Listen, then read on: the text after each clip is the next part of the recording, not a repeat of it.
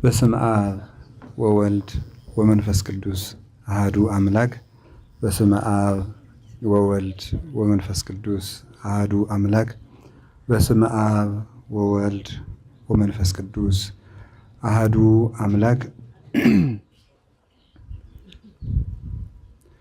ቡሩክ እግዚአብሔር በኩሉ ግብሩ ወስቡህ ጥቀ በኩሉ ንባበ ባሕውርት ወልሳን ዘፈጠረ ኪያነ እማበ ኢሃለዎ ሀበሃለዎ።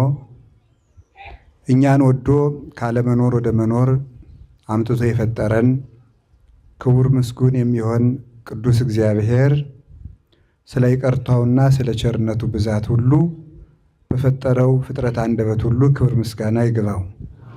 የእናታችን የቅድስት ድንግል ማርያም፣ የቅዱሳን መላእክት፣ የቅዱስ መስቀሉ፣ የቅዱሳን ነቢያትና የቅዱሳን ሐዋርያት፣ የቅዱሳን ጻድቃን፣ ሰማዕታት፣ ደናግል፣ መነኮሳት ረድኤታቸው ይደርብን። እግዚአብሔር ያከበራችሁ የተወደዳችሁ አባቶቻችን ሊቃውንት፣ ካህናት፣ ዲያቆናት፣ የጌታችን የመድኃኒታችን ኢየሱስ ክርስቶስ ክቡራን ቤተሰቦቹ የምትሆኑ ምእመናን አንድ አምላክ በሚሆን በአብ በወልድ በመንፈስ ቅዱስ ስም እንደምን ሰነበታችሁ? እንደምን አደራችሁ? እንደምን አረፈዳችሁ?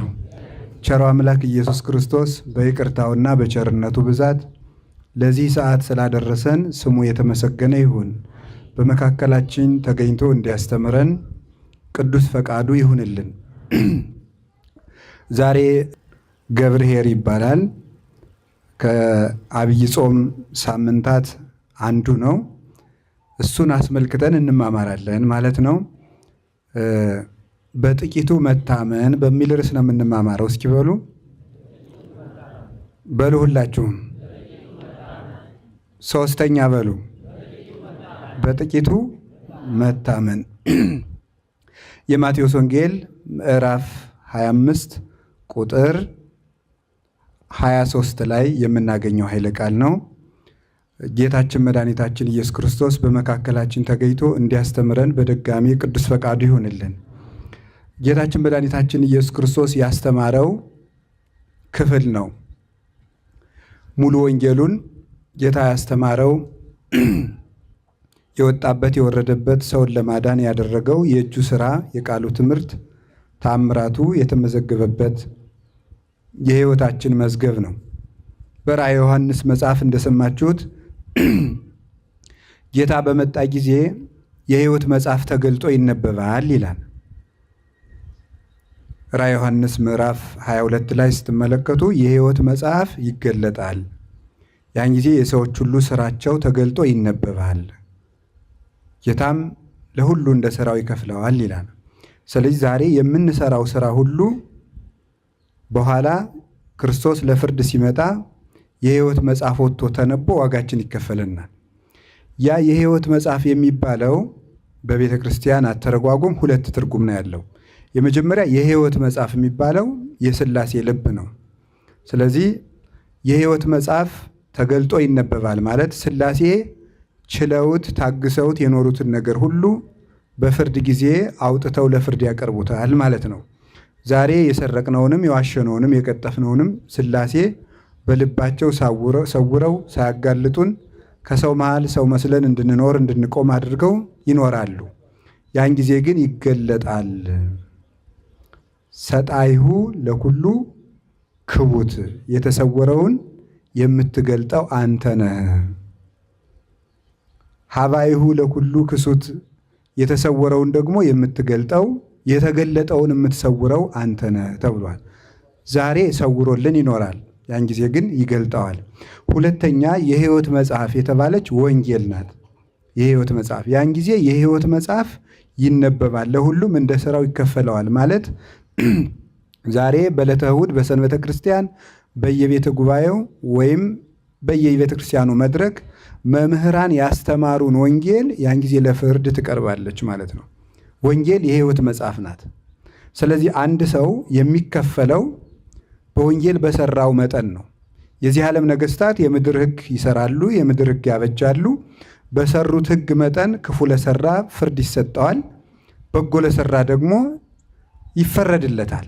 ስለዚህ አሁን በዓለምም ታውቃላችሁ የፍትሐ ብሔር ሕግ፣ የወንጀለኛ መቅጫ ሕግ፣ የቤተሰብ ሕግ፣ የሰራተኛ አስተዳደር ሕግ፣ የሀገር ሕገ መንግስት የሚባሉ ይሰራሉ። ይሄ ሁሉ ሰው ሁሉ እንደ ስራው የሚከፈልበት የዋጋው መስፈርት ነው ማለት ነው። ወንጌል የህይወት መጽሐፍ ናት። አሁን ህይወታችን ያለው ልንገራችሁ፣ ህይወታችን ያለው እዚች ወንጌል ውስጥ ነው። መጽደቅና መኮነናችሁን የምታውቁት በወንጌል ነው። በወንጌል ሰው ይለካል። ስለዚህ የወርቅ ዘንግ ውሰድና መቅደሱን ለካው አለኝ ይላል እዚያ ራዕየ ዮሐንስ ምዕራፍ 11 ላይ። የወርቅ ዘንግ ውሰድና መቅደሱን ለካው። መቅደስ የተባልን እኛ ነን። መቅደስ ማደሪያ እንደሆነ የእግዚአብሔር ማደሪያ ስለሆነ ለካው የተባልን ፍትሐ እግዚአብሔር ነው። እግዚአብሔር ሰውነታችንን የሚለካው በወንጌል መጠን ነው። ምናልባት አንዳንድ ጊዜ ሰይጣን ተንኮለኛ ስለሆነ በተመላለስንበት ቁጥር የጸደቅን እንዲመስለን እያደረገ እንድንረሳና ምን ውስጥ እንዳለን እንኳን ላናውቅሉ እንችላለን። እና ተፈረደብንም አልተፈረደብንም በዚህ መጽሐፍ ውስጥ ህይወታችን ይለካል። እንግዲህ ለዚህ መጽሐፍ ነው ዋጋ መከፈል ያለበት። አንድ ልጅ ድንቃድንቅ ይሄ ጂነስ ቡክ የሚባል ታውቁታላችሁ፣ የዓለም ድንቃድንቅ መዝገብ የሚባለው እዚያ ውስጥ በ93 ወይም 4 አካባቢ ነው በሬዲዮ ነው የሰማሁት። እዚያ ለመመዝገብ ብሎ ከ25ኛ ፎቅ ተወርውሮ ወድቋል፣ ስራዬ ብሎ ማለት ነው። እንግዲህ ሰው ስለወደቀ አይጻፍም፣ እኔ የጽፈውትም እንደሆነ አላውቅም። እና ሰው እንግዲህ ለወንጌል ምን ያህል ዋጋ እዚያ ላይ መጻፍ ምንም የሚያተርፈው ነገር የለም። ከሞት አያድንም፣ ሀብት አያሰጥም፣ ጤናም አያሰጥም፣ እድሜም አይቀጥልም፣ ከሲኦልም አያድንም። እዚያ ላይ ለመጻፍ ወንጌል ላይ ለመጻፍ ግን ሰዎች ምንም ዋጋ አይከፍሉም። እና ይቺ 4 መጽሐፍ ማቴዎስ፣ ማርቆስ፣ ሉቃስ፣ ዮሐንስ የምትባሉት እነዚህ 4 መጽሐፍ የዓለም ሕይወት ናቸው። እነዚህ ውስጥ ነው ስማችን መጻፍ ያለበት፣ ማስመዝገብ ያለበት።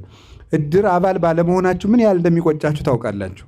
ለቤተሰብ ሀፍረት እንሆናለን ብለን ስንሞት እንዳናሳፍር ብለን ምን ያህል አባል እንደምንሆን፣ የቀበሌ መታወቂያ ለማግኘት ምን ያህል ዋጋ እንደምንከፍል ታውቃላችሁ። ያ መታወቂያ እስከሌለን ድረስ መደራጀት፣ የመንግስትን ጥቅም ማግኘት፣ ቤት ማግኘት አይቻልም። የዚያ መታወቂያ እስከሌለን ድረስ ይሄ የምድር ነገር ነው። ሊያልፍም ይችላል፣ ላናገኘውም እንችላለን። ምናልባት እዚያ ተመዝግቦ ቤት የማያገኝ ንብረት ሳይኖረው የሚሞት ይችላል። ወንጌል ውስጥ ተመዝግቦ ግን ሳያገኝ የሚቀር ሰው የለም። ለዘመጻቤ ይሰድዶ እያወፀኦ አፋ፣ ወደ እኔ የመጣውን ሁሉ በከንቱ መልሼ አስወጥቼ አልሰደውም ብሎ ባለቤቱ እንደነገረን ወደ ወንጌል በር የገባ ሁሉ በከንቱ ተመልሶ አይሄድም። እና ጌታ በዚህ ነገር ሕይወታችን ለክቶ አስተምሮናል። አሁን የምነግራችሁ ሕይወታችሁን ነው ማለት ነው። እኔም የማነበው እናንተም የምትሰሙት ሕይወታችን፣ የሕይወት መዝገባችን፣ የሕይወት መጽሐፋችን ነው። የሚያኖረን፣ የሚያድነን፣ የሚፈውሰን፣ የሚታደገን፣ ያጋንንትን ዓይን እንደ ጦር ወግቶ የሚያሳውርልን፣ እግዚአብሔርን እናየው ዘንድ ለዓይኖቻችን ለልቡናችን ዓይኖች ኩል ሆኖ የሚያጠራልን ወንጌል ነው። ስለዚህ ደስ ብሏችሁ ልቡናችሁን አንቅታችሁ እግረ ልቡናችሁን አንቅታችሁ እንድትማሩ በእግዚአብሔር ስም ጠይቃቸዋለሁ። ጌታ ስለዚህ መስሎ አስተምሯል። መስሎ ያስተማረበት ምክንያት ልበ ቀሊላንን ለማስተማር ነው። ጠማሞች ደግሞ የሆኑትን እንዳይገባቸው ትምህርቱን ለመሰወር ነው። አጋንንት እንዲሰናከልበት ተብሎ በአግባቡ እንዳይገባው ተደርጎ ይሰወራል ማለት ነው። ሶስተኛ ደግሞ ሰው ወንጌልን ጥሮ ግሮ እንዲማራት፣ በቅጥነተ ሕሊና እንዲያስተውላት፣ በረቀቀ ሕሊና በሰላ አእምሮ በተከተተ ልቡና ሆኖ ሰውነቱን ትሑት አድርጎ አንጽቶ ተግቶ እንዲማራት ብሎ ነው። እንዲሁ በቀላሉ እንደ ወግ እንዲገባን አላደረገውም። ወንጌል ወሬ አይደለምና የአምላክ ቃል ስለሆነ የአምላክን ቃል በወሬ አንቦ ሰው ጓደኛው እንደሚጽፍለት ቴክስት ሊረዳው አይችልም። የአምላክ ንባብ ነው፣ የአምላክ ንግግር ነው። ስለዚህ ጥረን ግረን እንድንማረው ስለፈለገ ትጋት ስለሚፈልግ መንግሥተ ሰማያትን ያህል ሀገር የምንዋጅበት ሕግ ስለሆነ ተግተን እንድንማረው በምሳሌ ያስተምር ነበር። በዚያውም ላይ ትንቢት ተነግሮለት ስለነበረ እከስት በምሳሌ አፎዬ አንደበቴን በምሳሌ እገልጣለሁ ብሎ በኦሪት በሙሴ በዳዊት አናግሮ ስለነበረ ትንቢት ለመፈጸም እግዚአ ነቢያት ክርስቶስ በምሳሌ ያስተምር ነበር። ከምሳሌዎቹም አንዱ በነገራችሁ ላይ ይህ የመጨረሻው የምሳሌ ትምህርት ይባላል። ይሄ ዛሬ የምንማማርበት የመክሊቶቹ ምሳሌ ክርስቶስ ባለ በዘመኑ ካስተማራቸው የምሳሌ ትምህርቶች የመጨረሻው ትምህርት ነው። 2 ጊዜ ነው ያስተማረው። አንዱን በኢያሪኮ አስተምሮታል፣ አንዱን በኢየሩሳሌም በራሱ አስተምሮታል። ኢያሪኮና ኢየሩሳሌም ቅርብ ቦታዎች ናቸው። የማቴዎስ ወንጌል ምዕራፍ 25 ያለውን በኢየሩሳሌም በራሱ አቁሞ ሲያስተምረው፣ የሉቃስ ወንጌል ምዕራፍ 19 ያለውን ደግሞ ኢያሪኮ ውስጥ አስተምሮታል። ሁለቱም መክሊት የሚሉ ናቸው። ግን ለምሳሌ የሉቃስ ወንጌል 10 መክሊት ለአንዱ ተሰጠው ይላል፣ ወይም አንድ ተሰጠው 10 አተረፈ፣ አንዱ ብቻ 10 አተረፈ ይላል። በ10 ከተማ ተሾመ ይላል። የማቴዎስ ወንጌል ደግሞ 5 ተሰጣቸው ይላል። ክርስቶስ ቃሉ እርስ በርሱ የሚቃረንና የሚፈርስ ሆኖ ሳይሆን በተለያዩ 2 ቦታዎች በተለያየ ሰዓት ያስተማረው ስለነበረ ነው። ከአሮጌው ኢያሪኮ ወጥቶ ወደ አዲሱ ኢያሪኮ ሲገባ ያስተማራቸው ትምህርቶች ይለያያሉ። ልክ እንደዚህ እዚያው የሉቃስ ወንጌል ምዕራፍ 19 ላይ ለምሳሌ 2 ዕውራንን ፈወሰ ሲል፣ ማቴዎስ ደግሞ 1 ዕውር ፈወሰ ይላል። ተመሳሳይ ቦታ ነው ከአንድ ቦታ ላይ። ስለዚህ አንድ ኢያሪኮ ላይ 1 ዕውር ፈወሰ፣ 2 ዕውር ፈወሰ። መጻሕፍቱ አይጣሉም። 1 ዕውር ፈወሰ የሚለው አሮጌው ኢያሪኮ ላይ ነው። 2 ዕውር ፈወሰ የሚለው ደግሞ አዲሱ ኢያሪኮ ላይ ነው። የተለያዩ ቦታዎችና ትምህርቶቹም የተለያዩ ቦታዎች ናቸው። ምናልባት ይህንን በደንብ አድርጎ ማስተዋልና መረዳት ይገባል። አሁን በፊት ብዙ የማያምኑ ሰዎች፣ እንደዚህ በሳይንስ የሚመኩ ሰዎች፣ መጽሐፍ ቅዱስንም የሚያቃልሉ ሰዎች መጽሐፍ ቅዱስም ብሎ ጌታችን ኢየሱስ ክርስቶስን እንደ አንድ ጥሩ ደራሲ የሚቆጥሩት ነበሩ። እውነት ለመናገር ምስጋና ይግባውና አሁን ድረስ አሉ እንደዚህ የሚቆጥሩ ስለ ክርስቶስ። በዓለም ላይ በነገራችሁ ላይ የመጀመሪያው የሚወደድ ሰው ክርስቶስ ነው። በዓለም ላይ በጣም ብዙ ጠላት ያለው ሰውም እሱ ነው። የሚያስደንቀው እሱ ነው። አምላክ ነውና አጋንንት በጣም ብዙ ሰው ያስነሱበታል፣ ይጠሉታል። አምላክ ነውና ፍጥረታትና የሚያምኑ ሰዎች ሁሉ ደግሞ ይወዱታል እና ለሱ ብዙ ስም ወጥቶለታል። ብዙ ድንቅ ስራዎቹን ደግሞ አምነው የሚከተሉት በጌትነቱ የተጠቀሙም አሉ። ስለዚህ መጽሐፍትን የሚያጣጥሉ ሰዎች ይቃረናሉ። ኢያሪኮ አሁን አንድ ጊዜ ከኢያሪኮ ሲወጣ፣ አንድ ጊዜ ከኢያሪኮ ሲገባ፣ አንድ ጊዜ በአንድ ቦታ ላይ አንድ ጊዜ 2 ዕውር ፈወሰ፣ ሌላኛው ወንጌላዊ ደግሞ 1 ዕውር ፈወሰ። የሚጣሉ ነገሮች ናቸው ብለው ነበረ። ኢያሪኮ 2 ኢያሪኮ ስላለ ነው። 2 ኢያሪኮ እንዳለ አናምንም። ድሮ ኢያሪኮ የሚባልም አልነበረም። ኦሪትም ተረት ነው። እንደዚህ የሚባል ነገር አልነበረም። ፈርዖንም ተረት ነው።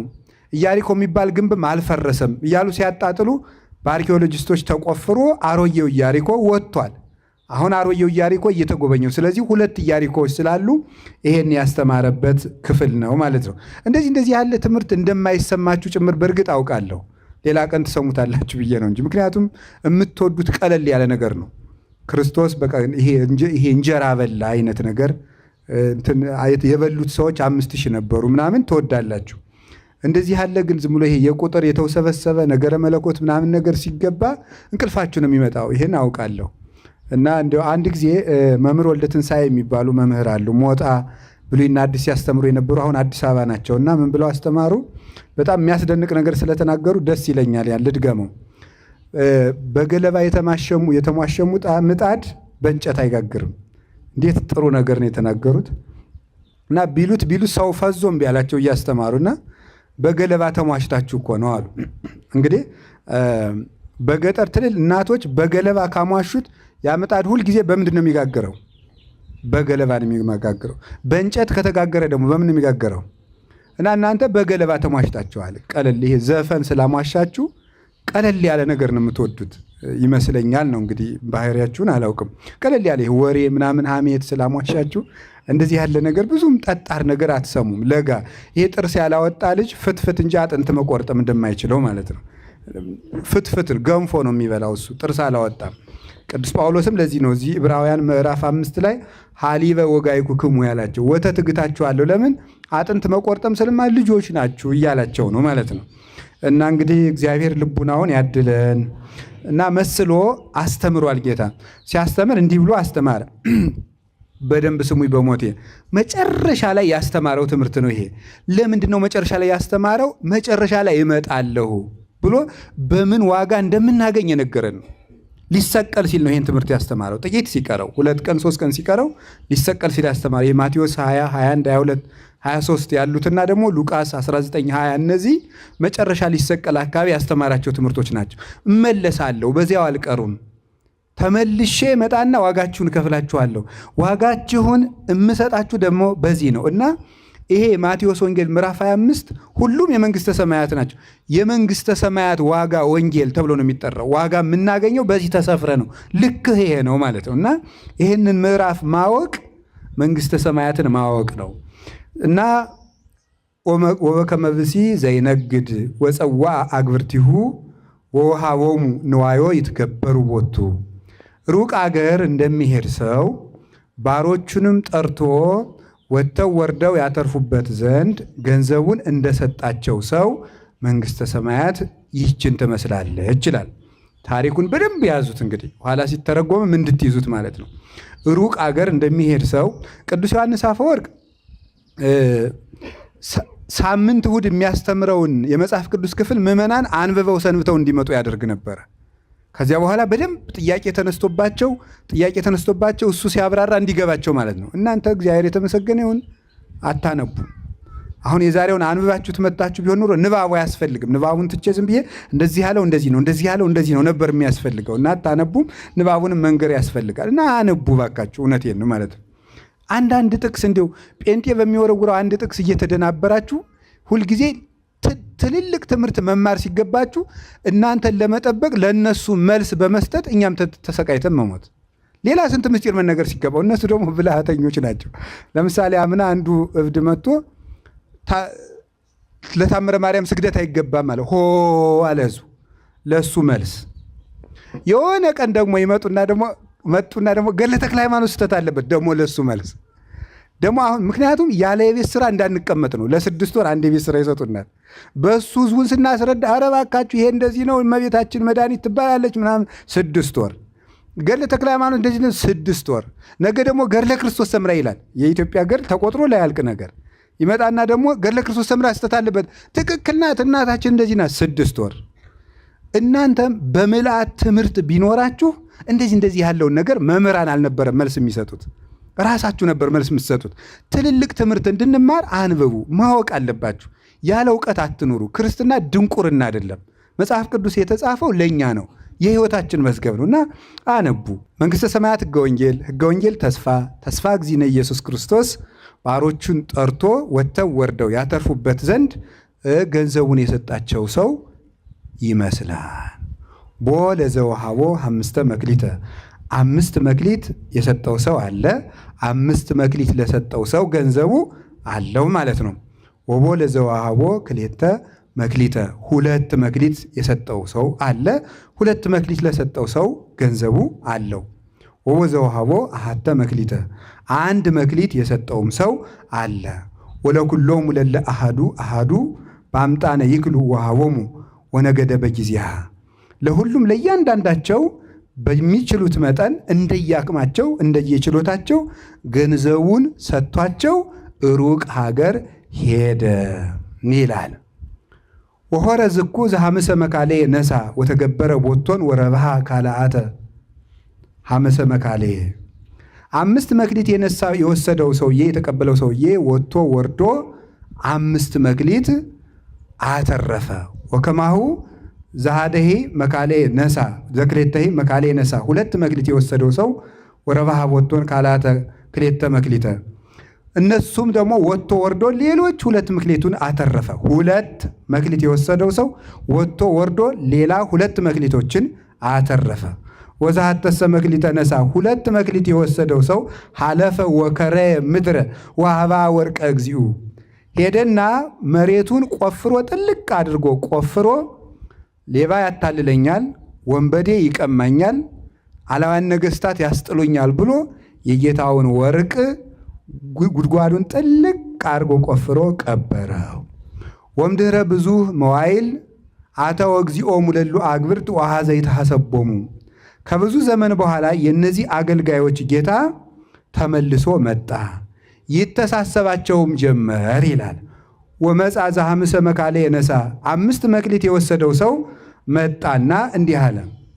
ወአምፃ ካልአተ ሐመሰ መካሌ ሌሎች 5 መክሊቶችን አትርፎ ይዞ መጣና አኮኑ እግዚኦ ሐመሰ መካሌ ወሀብከኒ 5 መክሊት ሰጥተኸኝ አልነበረምን? ወናሁ ሐመስ መካሌ ዘረባይኩ ቦቶን ሌሎች 5 መክሊቶች ያተረፍኳቸው እነሆ አንተ 5 መክሊት ሰጥተኸኝ ነበር፣ እኔ 5 ጨመርኩበት አለ።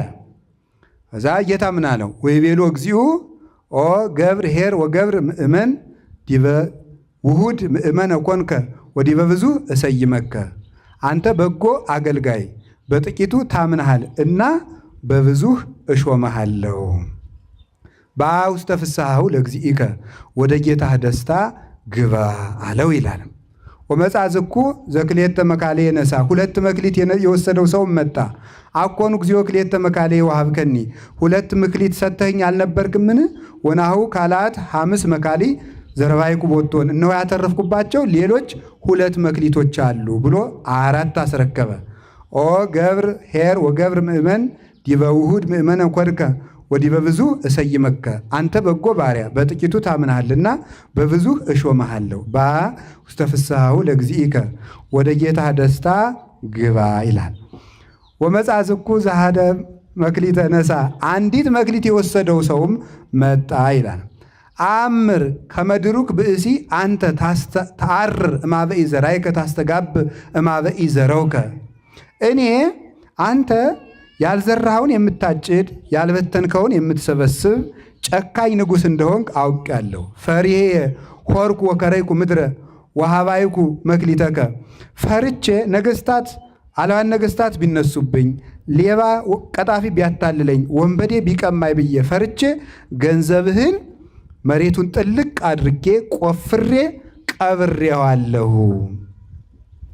ናሁ መክሊትከ 1 መክሊት እችትልህ አለው። ኦ ገብር ሐካይ ወገብር እኩይ አንተ ሰነፍ ክፉ ባሪያ ተአምረኒኖ ከመአነ ድሩክ ብእሲ እኔ ክፉ ሰው እንደሆንኩ ታውቀኛለህን? ዘአአርር ማበኢ ዘራይኩ ያልዘራሁትን የማጭድ ዘአስተጋብ ማበኢ ዘረውኩ ያልበተንኩትን የምሰበስብ እንደሆንክ ታውቀኛለህን? እምያግባይከ ወርቄ ውስተ ማዕድየ እንደዚያ ከሆነ ገንዘቤን አትመልስም ነበርን? ማስተገበርክዎ እኔ ወጥተው ወርደው ለሚሰሩ ሰዎች ሰጥቼ ለምን አላስተርፍበትም ነበረ አለ። ንሱ ዘንተ መክሊተ ወሃብዎ ለዘቦቱ 10 መክሊተ። ይሄንን የዚህን ክፉ ባሪያ 1 መክሊት ወስዳችሁ 10 መክሊት ላለው ጨምሩለት። እስመ ለዘቦ ይሁብዎ ላለው ይጨመረዋልና ወለዘስ አልቦ መኒቦ ያሃይድዎ የሌለውን ግን ያኑ አንዱን ይወስዱበታል። ዋውፅእ ወለዝንቱ ገብር ሐካይ ውስተ ጸናፌ ጽልመት ሀባሃሎ ብካይ ወሐቀየ ስነን። ይህን ክፉ ባሪያ ወስደው ጽኑ ጨለማ ጥርስ ማፋጨት ወዳለበት ክፉ ስቃይ ወዳለበት ቦታ ጣሉት ይላል። ስለ ቃሉ የእግዚአብሔር ስሙ የተመሰገነ ይሁን። ይሄ ንባቡ ነው። እንግዲህ አሁን አንዴ እናንተ ትነግሩኛላችሁ እየጠየቅኳችሁ መንግሥተ ሰማያት ምን ትመስላለች?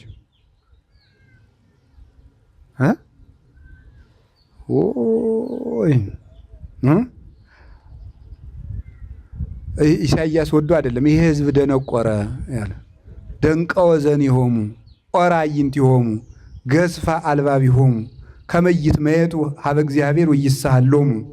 እግዚአብሔር ተመልሰው ይቅር እንዳይላቸው ይሄ ሕዝብ ጆሮ ደነቆረ፣ አይኑ ታወረ፣ ልቡ ደነደነ ብሏል። ስሙ እንጂ ጎበዝ። መንግሥተ ሰማያት ምን ትመስላለች? ሩቅ አገር የሚሄድ በሉ አንድ ጊዜ ባሮቹን ጠርቶ አትርፉበት ብሎ ምን የሰጠ ሰውን ትመስላለች? ገንዘቡን የሰጠ ሰው ትመስላለች ይላል። እሺ ስንት ባሮች አሉት ሰውየው? 3 ለአንዱ ስንት ሰጠው? ለአንዱ ስንት ሰጠው? ለአንዱ ስንት ሰጠው? አንድ ሰጠው። ለሁሉም እንደምላቸው ሰጣቸው፣ እንደየአቅማቸው ሰጣቸው። እሺ ሰውየው ተመልሶ መጣ። መቼ ነው የመጣው? ከብዙ ዘመን በኋላ። ምን አረጋቸው? መጥቶ ተሳሰባቸው። እሺ 5 የተቀበለው ስንት አተረፈ? 2 ያተረፈው 1 ያተረፈው 1 5 የተሰጠው ሰውዬ 5 ሲያተርፍ ስንት ይኖረዋል? 2 ያተረፈው 2 ሲያተርፍ ስንት ይኖረዋል? 1 ያተረፈው ምን አደረገው? ቀበረው። እሺ 5 ያተረፈውን ምን አለው? ምን አላችሁ? በጥቂቱ አምናሃልና በብዙ ሾመሃለሁ። ሁለት ያተርፈውንስ በጥቂት አምነሃልና ከዛ መጨረሻ ላይ ምን አለው? ወደ ጌታ ደስታ ግባ። ያኛው ምን አለው? የዚያኛው ደግሞ ምንድን የተባለው? አንድ አትርፍ ያለው ምክንያቱም ቢጠፋብህ ብዬ እችኑ ጠብቄ አምጥቼልሃለሁ ሲል ምንድን ነው ያለው? ገብረ ሀካይ ብሎ ምንድን ነው ያለው? ለምን ምን ባረክ ነበር ያለው? ገንዘቤን ወደ ሳጥኑ በመለስከው ለሌላ ሰጥቼ ስራ አሰራበት ነበር ይላል። ስለ ቃሉ በድጋሚ እግዚአብሔር ስሙ የተመሰገነ ይሁን። እሺ ትርጉሙን ነግሬያችሁ ትምህርቱ ባጭሩ ያልቃል። ረጅም ሰዓትም አንወስድም። በእውነት እግዚአብሔር ባወቀ። ሩቅ አገር የሚሄደው ሰው ማን ነው? ክርስቶስ ነው። ሩቅ አገር የሚሄደው ሰው ክርስቶስ ነው። ሩቅ አገር የተባለ ሰማይ ነው። ወደ ሰማይ ያረገው እርገቱ ነው። ሩቅ አገር የሚሄድ ሰው ያለ ገንዘብ መስጠቱ የሀብትና የጸጋ ባለቤት መሆኑን ያጠይቅለታል። ጠርቶ ሰጣ። እሱ ጠርቶ የሰጠው ገንዘብ መስጠቱ እሱ አሳየ ሕይወት መዝገበ ረድኤት መጻላ ድህኖ ይላል ቅዱስ ያሬድ። አሳየ ሕይወት ሕይወትን ዋጋ አድርጎ የሚሰጥ መዝገበ ረድኤት ሁሉ ከሱ የሚገኝ እሱ ሰውን ለማዳን መጣ። ነብይ ክርስቶስ ወሃቤ ሀብታት ነው። ተቀባይ አይደለም፣ ነሳኢ አይደለም፣ ሰጭ ነው። ለዚህ ነው ቃል ሥጋ ኮነ ወሐደረ ላዕሌነ ወሪነ ስብሐቲሁ ከመ ስብሐተ አሐዱ ወልድ ዋሕድ ለአቡሁ ዘምሉ ጸጋ ወጽድቀ ያለው። ጸጋና ክብርን ሞገስን የተሞላ ነው ይለዋል የዮሐንስ ወንጌል ምዕራፍ 1 ላይ ጸጋና ክብርን የተሞላ ነው ማለት ጌትነት፣ ክብር፣ ሀብት፣ ጸጋ ገንዘቡ ነው። እንደ ነቢያት እንደ ሐዋርያት ለምኖ የሚቀበል አይደለም። የሀብት ባለቤት ነው እሱ። ኢሳይያስም ሲናገር ዘስልጣኑ ዲበ መትከፍቱ ያለው ትንቢተ ኢሳይያስ ምዕራፍ 9 ቁጥር 6 ላይ አለቅነት በጫንቃው ላይ ይሆናል ያለ ጌትነት፣ ኃይል፣ ስልጣን ገንዘቡ ነው ማለት ነው። አንድ ሰው ከሌላ ጫንቃ ማለት የራስ ነው። ትከሻ የራስ ኃይል ነው። ኃይል ገንዘቡ ነው። ኃይል በትከሻው ነው ማለት የራሱ ነው። አይለምንም፣ ከአብ አይለምንም፣ ከመንፈስ ቅዱስ አይለምንም። ራሱ የባህሪ አምላክ ነው ማለት ነው። እንግዲህ ጌታችን መድኃኒታችን ኢየሱስ ክርስቶስ ሀብት በመስጠቱ አምላክ መሆኑን ከምናስረዳበት መካከል አንዱ ነው። ቅዱስ ቄርሎስ ደጋግሞ ክርስቶስ አምላክ አይደለም አምላክ ነኝ ብሎ መቼ አስተማረ የሚሉ መናፍቃንን መልስ ሲሰጣቸው ደጋግሞ የሚነግራቸው ክርስቶስ ሀብት እንዴት ሊሰጥ ቻለ? ቤተ ክርስቲያንንስ እንዴት ሊመሰርታት ቻለ? ቤተ ክርስቲያንስ የእግዚአብሔር ናት ወይስ የፍጡር ናት? የእግዚአብሔር ናት። ክርስቶስ የቤተ ክርስቲያን አምላክ ከሆነ እንግዲያው ቤተ ክርስቲያን የእግዚአብሔር ስለሆነች ምን አለ? ክርስቶስ እግዚአብሔር ነው። ክርስቶስ እንዴት ክህነት ሊሰጥ ቻለ? እንዴት ስልጣን ሊሰጥ ቻለ? እንዴት በአጋንንት ላይ ስልጣን ሊሰጥ ቻለ? እንዴት ሙት አንሱ ብሎ ስልጣን ሊሰጥ ቻለ? እንዴት ድውይ ፈውሱ ብሎ ስልጣን ሊሰጥ ቻለ? እንዴት ኃጢአትን የመስራትና የማሰርና የመፍታትን ስልጣን ሊሰጥ ቻለ? ይሄንን ነቢያት አላደረጉትም። ሐዋርያት ማንም ሰው ኃጢአትን የመስራትና የማሰርና የመፍታት ስልጣን ሊሰጥ አይችልም። እንግዲያው ክርስቶስ ሀብት ነው። ይኸውላችሁ በእኔ የሚያምኑትን ዛቲ ተአምር ትተልዎሙ ለእለ ያምኑ በስሜ ማርቆስ 16 ላይ በስሜ የሚያምኑትን ይቺ ምልክት ትከተላቸዋለች አለ። ምን ይላሉ አለ? ድውይ ይፈውሳሉ፣ እሺ፣ ሙት ያነሳሉ፣ አጋንንትን ያወጣሉ፣ ለምጻሙን ያነጻሉ። በማን ስም? በሱ ስም ማለት ነው። በሱ ስም። በፍጡር ስም ተአምራት ማድረግ ፈጽሞ አይቻልም። ፍጡርም ተአምር የማድረግ ሙት የማንሳት ኃጢአት የማስተስረይን ስልጣን ሊሰጥ አይችልም እና ክርስቶስ ሀብት እንዴት ሊሰጥ ቻለ? እንግዲያውማ ተመልከቱ፣ ሀብት ከእግዚአብሔር የሚገኝ ከሆነ ክርስቶስም ሀብት ሲሰጥ ከተገኘ እንግዲያው ክርስቶስ የሀብት ባለቤት እግዚአብሔር ነው ይላል። እመቦ ዘኃጥአ ለጥበብ ይላል ያዕቆብ። ጥበብን ያጣት ሰው ቢኖር ይሳል እምኀበ እግዚአብሔር አቡኃ ለምሕረት። ተመልከቱ፣ ጥበብን ያጣ ሰው ካለ ሁሉን ከሚሰጥ የምሕረት አባት ከሆነ ከእግዚአብሔር ዘንድ ይለምን ይላል ያዕቆብ ምዕራፍ 1 ቁጥር 17 ላይ ካለ ጥበብን ያጣ ሰው ካለ ሁሉን ከሚሰጥ የምሕረት አባት ከሆነ ከእግዚአብሔር ይስጥ። እስመ ኩሉ ሀብት ሰናይ ወኩሉ ፍጹም ዘእምላዕሉ ውእቱ። በጎ ሀብት ሁሉ ከሰማይ ነውና ይላል። በጎ ሀብት ሁሉ ከሰማይ ነው። ስለዚህ ጥበብን ያጣ ሰው ፍጡርን ሳይሆን እግዚአብሔር ነው መለመን ያለበት። በጣም መለቀም። እንግዲያው ምን አደረገ? አንደኛ ዮሐንስ ምዕራፍ 5 ቁጥር 20 ላይ ስትመለከቱ እንዲህ የሚል ቃል ታገኛላችሁ። ንሕነሰ ነአምር ከመ መጽአ ለእግዚአብሔር ወወሀበነ ልበ ከመ ናእምሮ ለእግዚአብሔር በጽድቅ ዘውእቱ እግዚአብሔር ዘበአማን። ተመልከቱ፣ እኛስ የእግዚአብሔር ልጅ እንደመጣ እግዚአብሔርን እናውቅ ዘንድ ልብን እንደሰጠን እናውቃለን ይላል። እኛስ የእግዚአብሔር ልጅ እንደመጣ እግዚአብሔርን እናውቅ ዘንድ ልብ እንደሰጠን እናውቃለን። አሁን ተመልከቱ፣ መዝሙር 50 ላይ ስታነቡ እንዲህ የሚል ቃል ታገኛላችሁ። ልበ ንጹሐ ፍጥር ሊተ እግዚኦ መንፈሰ ርቱዐ ሐድስ ውስተ ከርሥየ። አቤቱ ንጹሕ ልብ ፍጠርልኝ ይለዋል። ማን ነው እንደዚህ የሚለው? እግዚአብሔርን ነው። ዳዊት ልብ ፍጠርልኝ ያለው እግዚአብሔርን ነው። ዳዊት እግዚአብሔርን ልብ ፈጥርልኝ ካለው ልብ የመስጠት ስልጣን የእግዚአብሔር ስለሆነ ነው። እንደዚያ ከሆነ ክርስቶስ መጣና ልብ ሰጠን አለ። እንግዲያው ክርስቶስ እግዚአብሔር ሰብሰ ይሬኢ ገጸ ወእግዚአብሔር ይፈትን ልበ ወኩልያተ። አንደኛ ሳሙኤል ምዕራፍ 16 ላይ ሰው ፊትን ያያል፣ እግዚአብሔር ግን ልብና ኩላሊትን ይመረምራል ተብሎ ተጽፏል። ሰው ፊትን ያያል፣ እግዚአብሔር ልብና ኩላሊትን ይመረምራል። ልብ በሉ። ሳሙኤል ምን አለ? ልብና ኩላሊትን የመመርመር ስልጣን ያለው እግዚአብሔር ነው አለ። አንድ። ከዚያ ቅዱስ ዳዊት ደግሞ አቤቱ ልብ ፈጠርልኝ አለ። ሁለት። እንግዲህ ልብ የመስጠት ልብ የመፍጠር ስልጣን ያለው እግዚአብሔር ነው። እንደዚያ ከሆነ ክርስቶስ መጥቶ ልብ ከሰጠ ክርስቶስ ልብን የሚመረምረው ያ ቀዳማዊ አምላክ ነው ማለት ነው። ይህንን ለማስረዳት ነው ገንዘብ ሰጥቶ ሄደ ማለት ወሃቤ ሀብታት ነው ማለት ነው። አረገ ውስተ አርያም ፄዊወከ ፄዋ፣ ምርኮን ማርከህ ወደ ሰማይ አረክ ወወሀብከ ጸጋከ ለእጓለ እመሕያው፣ ለሰው ልጆችም ሀብትን ሰጥተህ ወደ ሰማያት ወጣህ አለው። አሁን ዳዊት እንዲህ ብሎ የተናገረለትና መዝሙር 67 ላይ ማቴዎስ ወንጌል ምዕራፍ 25 ላይ ያለው አንድ ነው። ወፀዋ አግርቲሁ ወሀቦሙ ወበከመ ብእሲ ዘይነግድ፣ ሩቅ አገር እንደሚሄድ ሰው አለ። ቅዱስ ዳዊት ደግሞ ምን ብሎ ተገለጠለት? አንተ ደግሞ ምርኮን ማርከህ ወጣ።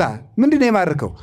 ልበ አሕዛብን ማረከ፣ ልበ ሐዋርያትን ማረከ፣ ነፍሳትን ከሲኦል ማረከ፣ ምድርን ካጋንንት ነፃ ወጣ። ወወሀብከ ጸጋከ ለእጓለ እመሕያው፣ ለቤተ ክርስቲያን ለሐዋርያት ሀብትን ሰጥተህ አረግህ አለው ቅዱስ ዳዊት። አላችሁ እንዴ? እግዚአብሔር ከሁላችሁም ጋር ይሁን። ያ የሰው ልጅ ስልጣን የሰጠው ሩቅ አገር የሄደው እርሱ ክርስቶስ ነው። እንግዲህ ክርስቶስ ሀብትን ሰጠ። ክርስቶስ አምላክ ነኝ ብሎ የተናገረበት አንድ መጽሐፍ አንጡ ይላሉ። ይህ ሀብት ሲሰጥ ሀብት የመስጠት የማን ነው? ሕይወት የመስጠት ምን ማለት ነው? ክርስቶስ ስለ ራሱ የተናገረ በቃሉና በተግባር ነው። በቃሉ እኔ የአብ ቃል ነኝ፣ የአብ ልጅ ነኝ፣ ከአብ ጋር ቅድምና የነበረኝ ነኝ፣ አብርሃም ሳይወለድ የነበርኩ ነኝ፣ ትንሣኤና ሕይወት ነኝ፣ እንዲህ ብሎ ይናገራል። በተግባር ደግሞ ሙታንን በቃሉ ይቀሰቅሳቸዋል። በቃሉ ከመዚህ የእግዚአብሔር እያለ እንደ ነቢያት ሳይሆን ራሱ ሕግ ሲሰራ እግዚአብሔር እንዲህ ብሏችኋል ብሎ እንደ ሙሴ ሳይሆን ምን እያለ አንሰ እብለክሙ እኔ ግን እላችኋለሁ እያለ እንደ ባለስልጣን እንደ ጌትነቱ የሚያስተምር የባሕርይ አምላክ ነው እሱ። አሁን ሀብት በመስጠት አምላክነቱን ገለጠ። ይሄ ሰጥቶት የሄደው ለቤተክርስቲያን ሰጥቷት የሄደ ሀብት ነው። 5 መክሊት የሰጠው አለ፣ 2 መክሊት የሰጠው አለ፣ 1 መክሊት የሰጠው አለ። ለሁሉም እንደ አቅሙ ሰጠው። አንድ ቃል ልንገራችሁ፣ ለሁሉም እንደምኑ ሰጠው? እንደ አቅሙ ሰጠው የሚለው ምንድን ነው የሚያስደንቀው? የእግዚአብሔር ቸርነት ምን ያህል እንደሆነ እንድታውቁ ነው። ክርስቶስ ለመንግሥተ ሰማያት መስጠትና ሲኦል ለመስደድ ለፍርድ በመጣ ጊዜ ሰውን የሚጠይቀው በሌለው ነገር ሳይሆን ባለው ነገር ነው ብለው ይተረጉማሉ ሊቃውንት። በምኑ ነው የሚጠይቀው? ባለው ነገር። ባለህ ነገር ምን ሰራበት ነው። በሌላ አትጠየቅበትም። የያዝካት ነገር ግን ጫማ ሰፊ ከሆንክ በጫማ ሰፊነትህ ይጠይቃል ክርስቶስ ማለት ነው። የባጃጅ ሹፌር ከሆንክ በባጃጅ ሹፌርነት ይጠይቃል። ፖሊስ ከሆንክ በፖሊስነት ይጠይቃል። በሌለህ ነገር ቄስ ብትሆን ኑሮ፣ መነኩሴ ብትሆን ኑሮ፣ ባይታዊ ብትሆን ኑሮ፣ ዋሻ ብትቀመጥ ኑሮ አይጠይቅም። የተቀመጥክባት ቦታ እሷ መክሊትህ ናት ነው።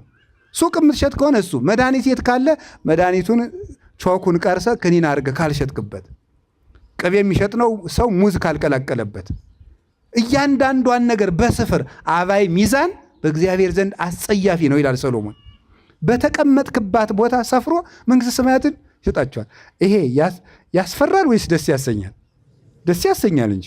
በአቅማችን መንግሥተ ሰማያትን ለክቶ የሚሰጥ ደግ አምላክ መሐሪ እሱ ነው። እንደ አቅማችን እንጦንስን እንዳቅሙ፣ እኔንም እንዳቅሙ፣ ገብረ ሥላሴንም እንዳቅሙ፣ ወለተ ሥላሴንም እንዳቅሙ፣ ማንንም እንዳቅሙ ነው ክርስቶስ። ያለ አቅሙ ያልዘራውን አያጭድም።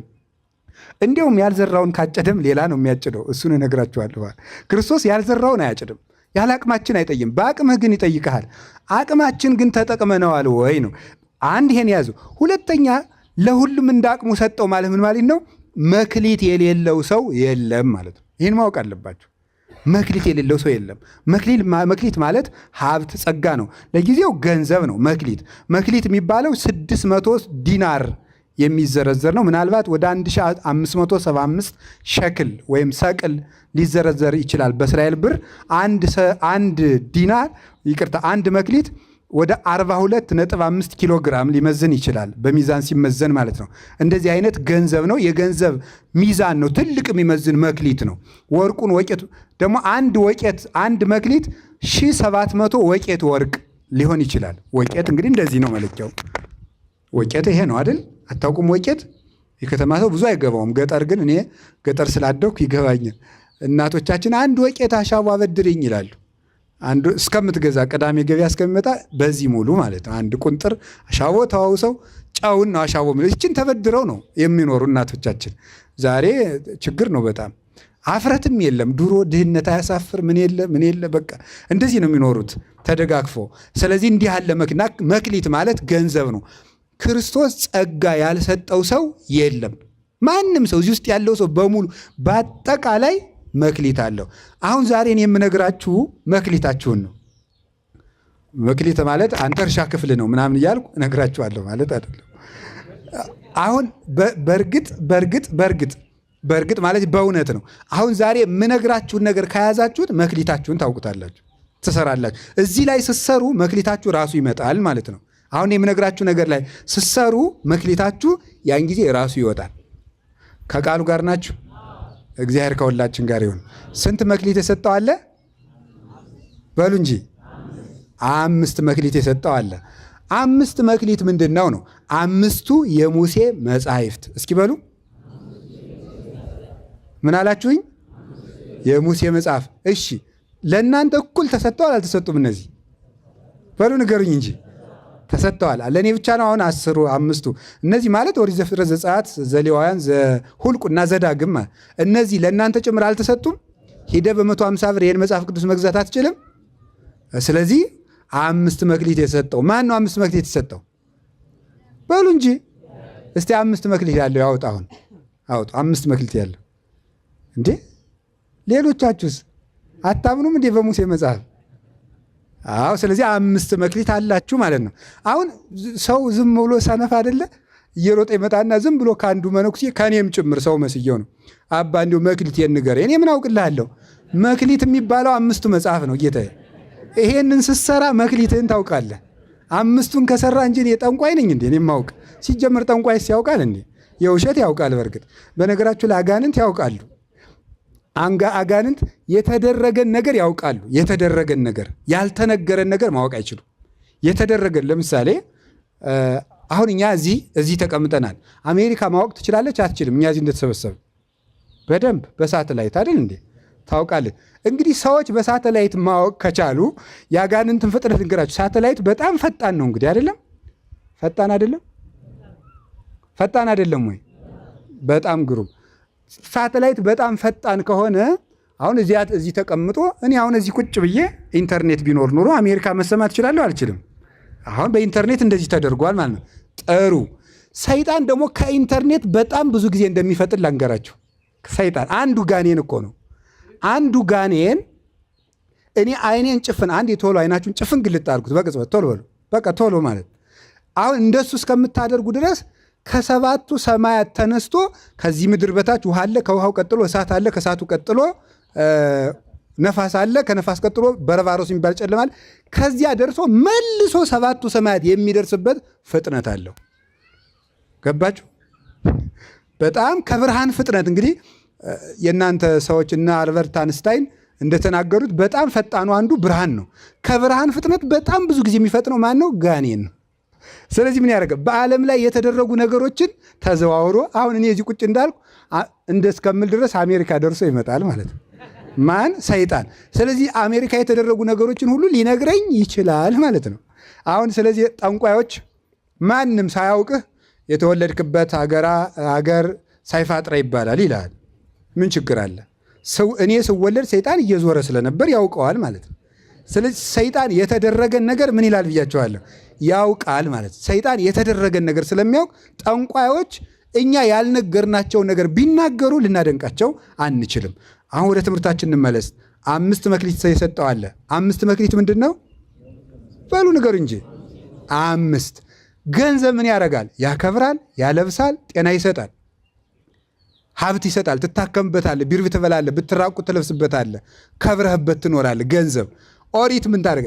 ለማቀብ ከኦሪተከ ትበል ከራሜ ከራሜከ ኦሪትን ብትጠብቃት ድልብ የድልብ ድልብ ታበላሃለች። ወይ ሰፍፍ ማይበብተ ወይንከ ውስተ ማይድከ የወይን ዘለላ በማይድህ ሞልቶ ይኖራል ይተርፋል።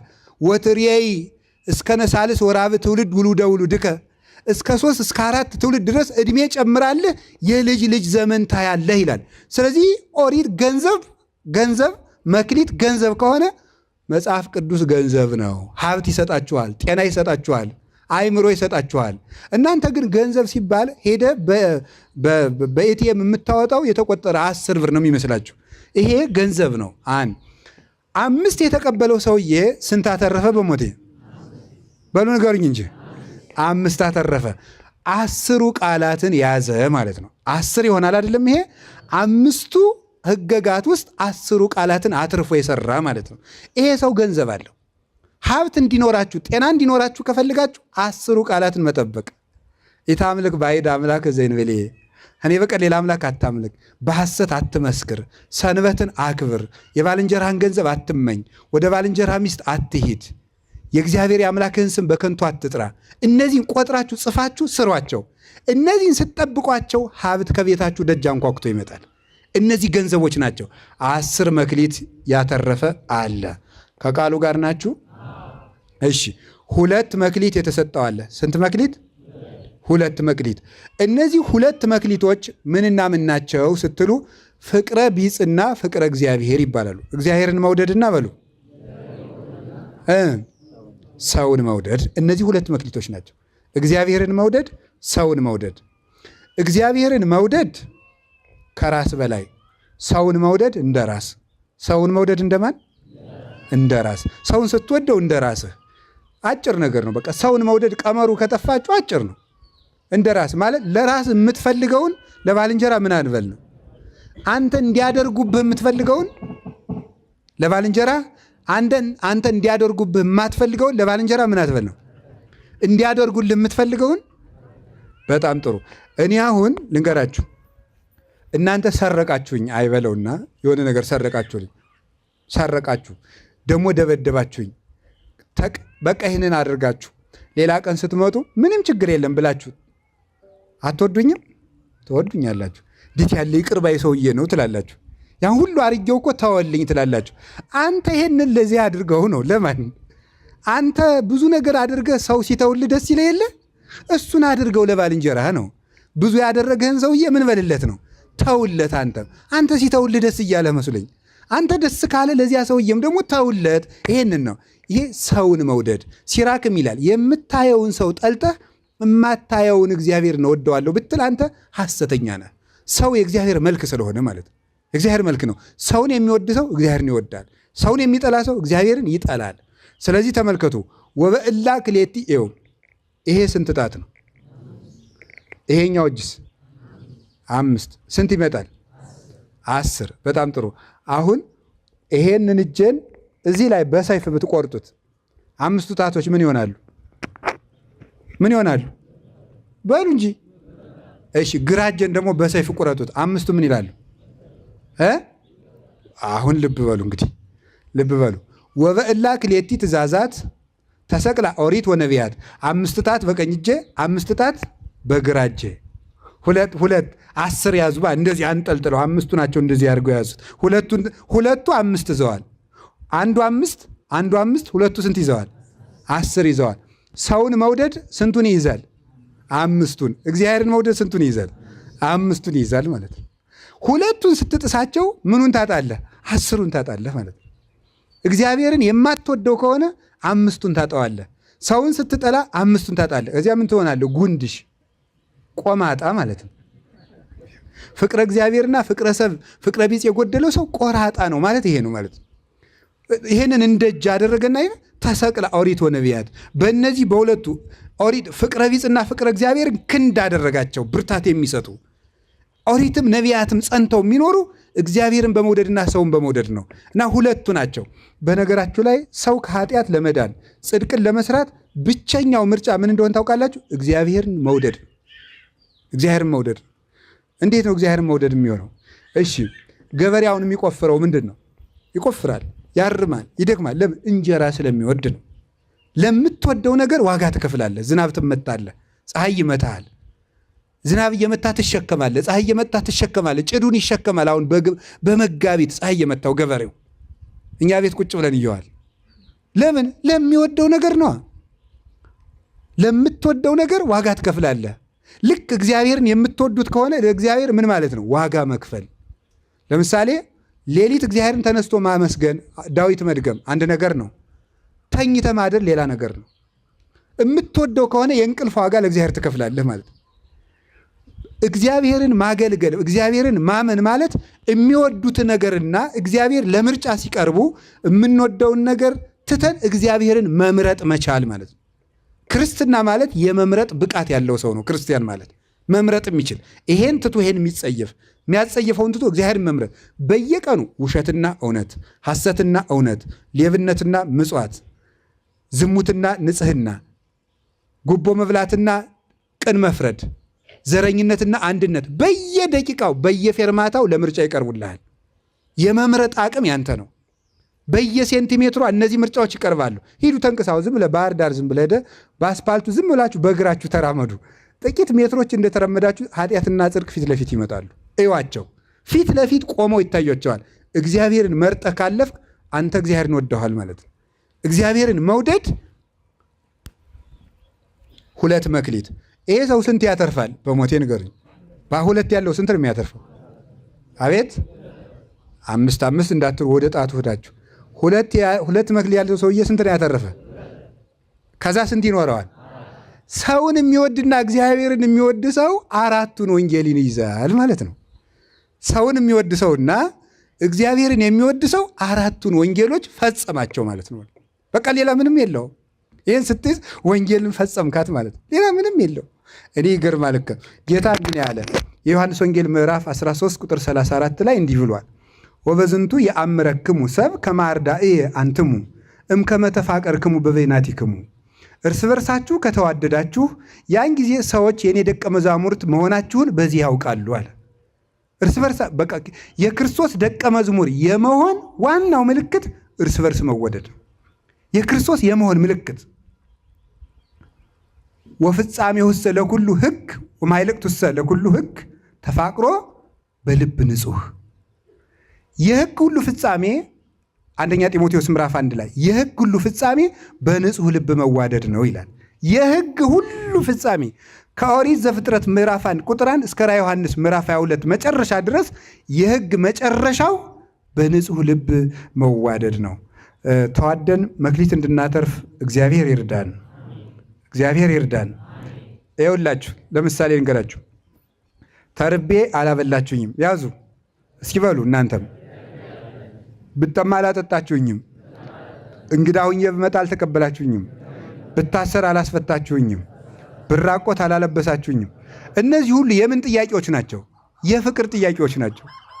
የፍቅር ጥያቄዎች ናቸው እነዚህ ሁሉ ማለት ነው። ክርስቶስ ሲመጣ የሚጠይቀን የምንም ጥያቄ አይደለም፣ የፍቅር ጥያቄ ነው። ለምን? ብራብ አላበላችሁኝም። ለማን? ለዚያ ወንድምህ። መቼ ተርበህ? ማይዜ ርህበከ ርኢናከ ወያብላዕናከ። መቼ ርቦህ ነው? መቼ ነው ያላበላንህ አሉት። ዘይገበርክሙ ለአሐዱ እምእሉ ንዑሳን ሊተ ይገበርክሙ፣ ወይም ለደጋጎቹ ደግሞ ዘገበርክሙ ለአሐዱ እምእሉ ንዑሳን ሊተ ገበርክሙ። ከታናናሾቹ ለአንዱ ያደረጋችሁት ለእኔ ያደረጋችሁልኝ አለ። ልብ በሉ። እግዚአብሔር ክርስቶስን ሰዎችን መውደድ ክርስቶስን መውደድ ነው። ለሰው ማብላት ክርስቶስን ማብላት ነው። ለሰው ማልበስ ክርስቶስን ማልበስ ነው። እና መቼ ይርበርደዋል ክርስቶስ? ክርስቶስ መቼ ይርበዋል? እሱ የሕይወት እንጀራ አይደል እንዴ? ቢራብስ እኮ አንድ ጊዜ ነው፣ እሱም ለእኛ ቤዛነት ነው። ክርስቶስ መቼ ይታሰራል? አንድ ቀን ታሰረ፣ እሱም እኛን ነፃ ለማድረግ ነው። ሰውን ማስፈታት እግዚአብሔርን ማስፈታት ነው። ሰውን ታሞ መጠየቅ እግዚአብሔርን መጠየቅ ነው። ይሄንን ነው ጌታ የነገረን። ከቃሉ ጋር ናችሁ? እግዚአብሔር ከሁላችን ጋር ይሁን። እሺ ከቃሉ ጋር ናችሁ? አንድ መክሊት የተሰጠው ምንድን ነው? አንድ መክሊት የተሰጠው በበጎ ነው የምንወስደው ይህን ሁሉ ማለት ነው። አንድ መክሊት የተሰጠው ሰው መሆን ነው። እስኪ ሰው መሆን በሉ ንገሩኝ እንጂ። ሰውነት አንድ መክሊት ነው። ያንን ያጠፋው ማለት ያንን ባጠፋበት ያጠፋው ነው። መጥፊያውን በኋላ ነግራችኋለሁ። ሁለተኛ ትርጓሜ 5 መክሊት የሰጠው አለ። 5 መክሊት የሰጠው አለ። ልብ ብላችሁ ስሙ። 5 መክሊት የሰጠው አሉ። 5 መክሊት የተሰጠው ጳጳስ ነው። 5 መክሊት የተሰጠው ጳጳስ ነው። ጳጳስ 5 መክሊቶች አሉት። ዲቁና አለው፣ ቅስና አለው። አይቅርታ አንድ ዘልያለሁ። ክርስቲያንነት አንድ አለው። ምእመንነት። ጳጳስ ምእመን ነው አይደለም? ምእመን እኮ እናንተ ቀላል ስም መስሏችኋል። ምእመን እኮ የእግዚአብሔር ስም ነው። ምእመን እግዚአብሔር በሁሉ ቃሉ እግዚአብሔር በቃሉ ሁሉ የታመነ ነው። ምእመን የእግዚአብሔር ስም ነው። ቀላል ስም እንዳይመስላችሁ። ምእመንነት አለው። ክርስቲያናዊነት አንድ። ከዛ ምን አለው? ዲቁና አለው 2። ቅስና አለው 3። ጵጵስና አለው 4። ሊቀ ጵጵስና 5። የሊቀ ጳጳስ ጸጋው 5 ነው። 5 መክሊቶች አሉት ማለት ነው። 5 ማትረፍ ማለት በጵጵስና ወርዶ ወጥቶ አስተምሮ ሌላ ጳጳስ የተካ ወይም እሱኑ ሙሉ የሰራበት ሰው ማለት ነው። ሙሉ የሰራበት ሰው እንደተሰጠው እንግዲህ ጳጳሱ ሰው በዚህ ዘመን ለምን ጳጳስ መሆን እንደሚያጓጓ በጣም ነው የሚያስደንቀው። ተመልከት፣ ክርስቲያን ስትሆን የምትጠየቅ በምን ብቻ ነው? በክርስቲያንነት ብቻ፣ በምዕመን ብቻ ነው የምትጠየቀው። አሁን ምን ጨምርበት? ከክርስትናው ላይ ዲቁና ጨምርበት። በስንት ነገር ልትጠየቅ ነው? በ2። እሱ ቅስና ጨምርበት። በስንት ነገር ትጠይቃለህ? ጵጵስና ጨምርበት። በስንት ትጠይቃለህ? ሊቀ ጵጵስና ጨምርበት። በስንት ትጠይቃለህ?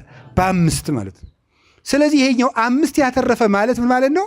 የሕዝብነት ስራ የሰራ በዚህም ያተረፈ፣ የዲቁና ትርፍ ያለው፣ የቅስና ትርፍ ያለው፣ ከዛ የጵጵስና ትርፍ ያለው፣ የሊቀ ጳጳስነት ትርፍ ያለው ፓትርያርኩ። እንግዲህ ይሄ ለዚህ ነው አባ መቃርዮስ የሚባል አባት ጳጳስ ሆኖ እናቴ ጳጳስ ሆንኩ እኮ ሲላት ሙተ ተገንዘ ባይህ ይሻለኝ ነበር አለችው። ለምን ሲላት ድሮ የምትጠየቅ በራስህ ኃጢአት ብቻ ነበር፣ አሁን ግን በሕዝብ ሁሉ ትጠየቃለህ ብላ ነበር የነበረችው ማለት ነው። ይሄ ሁሉ ጸጋ። 2 መክሊት ያለው ማን ነው? 2 መክሊት ያለው ማን ነው? ቄስ ነው። ምንና ምን አለችው? 2 መክሊት ማስተማርና ማቁረብ። እስኪ በሉ አቤት። እሺ የጳጳሳቱንም ልጨምርላችሁ። አንድ ዙሪያ አስተረጉምላችኋል። እዚያው ላይ ጨርሼ ውልድ። የጳጳሱ ሳይመ ዲያቆን፣ ሳይመ ቀሲስ፣ ሳይመ ጳጳስ፣ ማስተማር፣ ማቁረብ 5 ጸጋ አላቸው ማለት ዲያቆን መሾም፣ ቀሲስ መሾም፣ ጳጳስ መሾም። ጳጳሳትን የሚሾሟቸው እነማን ናቸው? ጳጳሳት እጃቸውን ጭነው ተሰብስበው። አንድ ጳጳስ መሾም አይችልም። ብዙ ጳጳሳት ከሌሉ እጃቸውን ተሰብስበው ጭነው ይሾሙታል። ስለዚህ ዲያቆን መሾም 1 መክሊት፣ ቄስ መሾም 2 መክሊት፣ ጳጳስ መሾም 3 መክሊት፣ ማስተማር 4ኛ መክሊት፣ ማቁረብ 5ኛ መክሊት። ይህ የጳጳሳት ነው።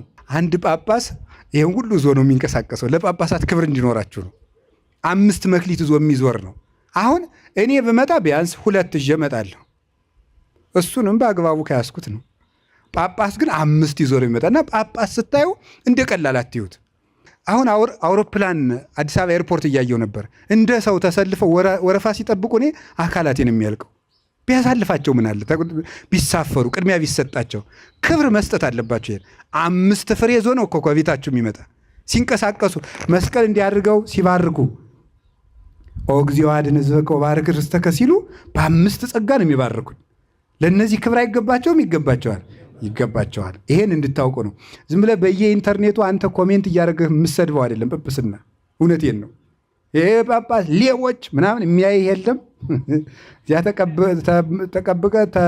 ተቀምጠህ በ5 ብር ዳታ እሷ 5 መክሊት ያለውን ሰውዬ ስትሳደብ ትውላለህ። በጣም የሚያሳዝን ነገር ነው። እኔ ከልቤ ነው። በዚህ ዘመን በጣም የሚያሳዝነኝ ነገር የቤተ ክርስቲያን ማዕረግ መውረዱ ነው። መንግስት ቢያወርደው፣ መናፍቃን ቢያወርዱት ይደንቃል። እኛ አውረደ ነው አላቀድምን። አባቶቻችን እያቃለል ሰድበን ለሰዳቢ የምንሰጣቸው እኛው ነን። ክብር እንስጣቸው። ሁሉንም ነገር አውቀን እንጠቀምበት። አናቅለውል ማለት ነው። 2 መክሊት ያለው ምንድን ነው? ቄስ። የቄስ መክሊቱ 2 ነው። 1 ምን ማድረግ ማስተማር፣ 2 ምን መክሊት አለው ማቁረብ አለው። 2 መክሊቶች አሉት። ያስተምራል፣ ያቆርባል። እማያስተምር ንስሐ አባት ካላችሁ የንስሐ አባት ስብሰባው ላይ ተሰብስባችሁ ወይ ይልቀቁን ወይ ያስተምሩ በሏቸው። ቀልድ የለም። እየመጣ ዝም ብሎ ዛሬ አቦ ነው ነገ ተክለ ሃይማኖት ነው እያለ ዝክር ሊባርክ አይደለም። ይሄ የተሰጠው ሊያስተምር ነው። ወንጌል የማያስተምር ንስሐ አባት በቃ መልቀቅ ላይ ያለበት ህዝቡን ማስተማር አለበት። እናንተም በቃ ሲያስተምራችሁ ጆሮአችሁን አትከቁ፣ ተማሩ። ችግር የለም የሚላችሁ ችግር የለም የሚል አባት አይደለም። የወር አበባ ሁኜ ነበር እንዲሁ ልገባ እንዲሁ በቃ ቅርብ ግቢ ዝም ብለሽ ችግር የለም እንዳይከፋት ማለት ነው። ምክንያቱም ሌላ ጊዜ ወይ በግ ገዝታ ወስዳለታለች ወይ ካባ ገዝታለታለች። ስለዚህ የእሷን ኃጢአት ቀለል ያደርግላታል ማለት ማስተማር። ንስሐ አባት መምህር ነው፣ ያስተምራል። እንዲያውም አንድ ንስሐ አባት 12 ልጆችን ብቻ ነው መያዝ የሚችለው እንደ ሕጉ 12ቱን ይዞ 12ቱን ሌት ተቀን ስራው እሱ ነው። ልጆቹን ሕፃናትን ማሰየ ብሎታል። ጠቦቶችን ጭምር የንስሐ ልጆቹን ሕፃናቱ ጭምር ተማረ አልተማረ ብሎ የማስተማር ግዴታ አለበት። በአንጻሩ ሙሉ የዓመት ወጩን የሚሽሩለት እነማን ናቸው? ንስሐ ልጆቹ ናቸው። አሁን ያን የሚያደርግ ስለሌለ ቄሱ መተዳደሪያ ሲያጣ ቢዚ ይሆናል። ለራሱ ሲል አልገኝም ይላል። ከዚያ ምን ይላል ደግሞ ህዝቡ? አይ እኔ አባቴ ብዙ ደስ አይሉኝም ሲሆን ደውለው መፈለግ ነበረባቸው። ካልሆነ እኮ ደውዬ አላገኛቸው ይላል። እንዳንተ እኮ መተዳደሪያ ይፈልጋል፣ ይቸግረዋል። ወዲህ ይቀድሳል፣ ወዲህ የሰው ብሶት ይሰማል። ሰው ጎበስ የአንዲት ሚስቱን አመል መስማት አቅቶት ሰልችታው እንዴ የ50 ንስሐ ልጅ አመል መስማት እንዴት ያለ ችግር ነው እንዴ! የአንድ ሚስት ንዝንዝ እኮ ይከብዳል። እየመጣቻች ባሌ እንዲህ ብሎኝ የልደት ቀን የለ ሰርፕራይዝ ሳያደርገኝ ቀረ እንዲህ ያለች መከራ እየተነዛነዙ ይህም ሁሉ ንዝንዝ እየሰማ እንዴት አድርጎ ይችላል? ልብ ያናውዛል እኮ። እንደዚህ አይነት ነገሮችን 50 ሰው 60 ሰው 100 200 ሲያኮርፍበት እንዴት ይቻላል? እንዲያስተምሩ መደገፍ እና መማር። ንስሐ አባቶቻችሁ ከቤት ሲመጡ 2 የመጽሐፍ ቅዱስ ቃል ካልነገሯችሁ ማድረግ ያለባችሁ ወሬ አታውሯቸው፣ ፖለቲካ አትወሩ። ንስሐ አባቶቻችሁ ጋር ከንስሐ አባቶቻችሁ ጋር ቀልድ አትቀልዱ። ንስሐ አባታችሁን ይዛችሁ መሸታ ቤት አትጋብዙ። ማድረግ ያለባችሁ ምንድን ነው? እዚያው የሚጠጣ ቤታቸው ገብስ ጠምቃ ሚስታቸው እንድታጠጣቸው ገብሷን መግዛት። አትጋብዙ ንስሐ አባታችሁን። እኔ የምነግራችሁ ነው። ጨዋታ አትግጠሙ፣ ቀልድ አትግጠሙ። ሰው አብሮ የተጫወተው ነገር ይቀልበታልና ነገ እናንተን ለመምከር ይሸማቀቃል። ያረባ ቃላትን ሲጫወት ስለለመደ ማለት ነው። ስለዚህ ምንድን ነው የምታደርጉት? ቤታችሁ ሲመጡ አባታችን 2 ቃል ያስተምሩን፣ 2 ቃል በሉ። ከዚያ እሱም ነገ ከንስሐ ልጆቹ ቤት ሲሄድ ደህና ዋላችሁ ብቻ ለማለት አይሄድም። 2 ቃላትን የክርስቶስን ቃል የክርስቶስን ወንጌል የክርስቶስን ቃል ይዞ የማይመጣ ንስሐ አባት የሚጠቅመን ነገር የለውም። ማስተማር እንደገና ምንድን ነው? ማቁረብ በሉ እንጂ በሉ ጨምሩ። ማቁረብ በጣም ጥሩ። አንድ ዶክተር አለ። ያ ዶክተር አንድ ዶክተር ሄዳችሁና ኃጢአታችሁ ማን ነው ይቅርታ በሽታችሁን ነገሩት። ይቆርጠኛል ይፈልጠኛል አልከው ሄደ። ከዚያ ሰምታችኋል፣ ነገራችሁት። አዘ ሰውየው እንዲህ ያለ በሽታዎች በጣም ብዙ አምጭ አላቸው። ባክቴሪያ አለ፣ በቫይረስ የሚመጡ አሉ፣ ንጽህናን ባለመጠበቅ ባክቴሪያዎች ጥገኛ ሆነው በምግብ መመረዝ የሚመጣ አለ። ለምሳሌ በዛ ገብረት ቴታነስ ለምሳሌ በሱ ይመጣል ምናምን ብሎት ደግሞ በዚህ ፍላይ በርድስ በሚባል በዚህ በወባ ትንኝም ተነክሰ ልትታመም ትችላለህ ብሎ ስለ በሽታ ያልሆነ ትምህርት ወይም ደግሞ ወይ አናቶሚ ወይም ደግሞ ፊዚዮሎጂ አስተምሮ ሰደደ። ትድናለህ? አድንም? ትድናላችሁ? እና ምን ሲሰጣችሁ ነው የምትድኑት? መድኃኒት ማለት ነው። ስለ ጤና በመማር ጤና ማግኘት አይቻልም። በእርግጥ ወንጌል ከዚህ በላይ ናት። አስተምሮ ብቻ መድኃኒት ካልሰጣቸው አይድኑም። መድኃኒቱ ማን ነው? የክርስቶስ ሥጋና ደም ነው። ቅዱስ ሥጋውን ክቡር ደሙን የማይሰጥ ሐኪም ማለት ካህን ማለት መድኃኒት ሳይሰጥ ሕክምና አውርቶ የሚሰድ ሐኪም ማለት ነው። ወይም በጎችን እየጠበቀ ሳር የማያበላ ውሃ የማያጠጣ እረኛ ማለት ነው። ከዛ ግን ምን ያደርግልሃል? ሐኪሙ ግን ምን ያደርጋል? መጀመሪያ እንዲህ ያደርጋል። ሐኪሙ ያበጠ ካለ ይልጠዋል። እያስለቀሰ ነው የሚልጥህ፣ ይልጠዋል ያበጠ። ምክንያቱም መድኃኒት አይቀበልማ። ያንን ልጦ የቆሸሸውን ቆዳ አስወግዶ ባክቴሪያዎችን አጥቦ በአልኮል ከዚያ በኋላ መድኃኒት ይቀበላል። ትድናለህ። ሊያድነኝ ነው ብለህ ስላሰብክ እየቆረጠህ ትችለዋለህ። በቢላዋ እንዲያል ቁርጥ እያደረገህ ትችለዋለህ። ለምን? ሊያድን ነዋ። ቅዱስ ጎርጎርዮስ ዘኑስስ እንዲህ ይላል፣ ኢናስተአጽብ ትእዛዞ ወተግሳጾ ለካህን እስመ አቃቤ ሥራይ መፈውሰ ነፍሱ እቱ ይላል ሃይማኖተ አበው ምዕራፍ 36 ላይ ሲናገር፣ የካህኑን ትእዛዝ ቸል አንበል አናቃለውም፣ እሱ ነፍስን የሚፈውስ ሐኪም ነውና ይላል። የነፍስ ሐኪም ነው። የካህኑን ትእዛዝ አታቃል። ይህንን ንስሐ ግባ፣ ይህንን አድርግ፣ አሁን እንደዚህ ስላችሁ እኔ በቃ ካህናት እንድትታዘዙ እኛ እንድትታዘዙ አንተ ታዘዝከኝ ያልታዘዝከኝ የምትጨምርልኝ ነገር የለም። ጌታ የሚፈርድብኝ በራሴ ስራ ነው። እናንተ ለእኛ እንድትገዙልን ተብሎ የሚሰጥ ትምህርት የለም። እንድትድኑ ብዬ ነው ይህን የምነግራቸው።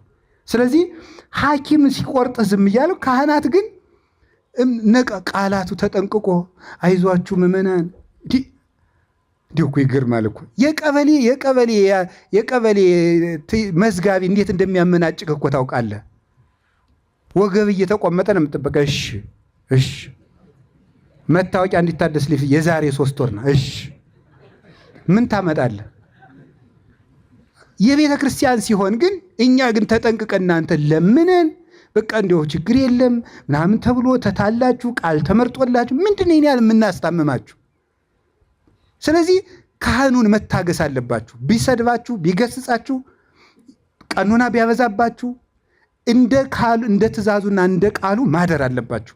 በምክረ ካህን ሌው ኩሉኬ ዘይሰም ዘንተ ቃለ ነገሬ ወይ ገብሮ ይመስል ብእሴ ጠቢበ ዘሐነጸ ቤቶ በዲበ ኮኩ ዘንሙ ዝናማት ወውህዝ ዋይስት ወነፉ ነፋሳት ወገፍእ ወለውቱ ቤት ወይወድቀ እስመ በዲበ ኮኩ ተሳረረ።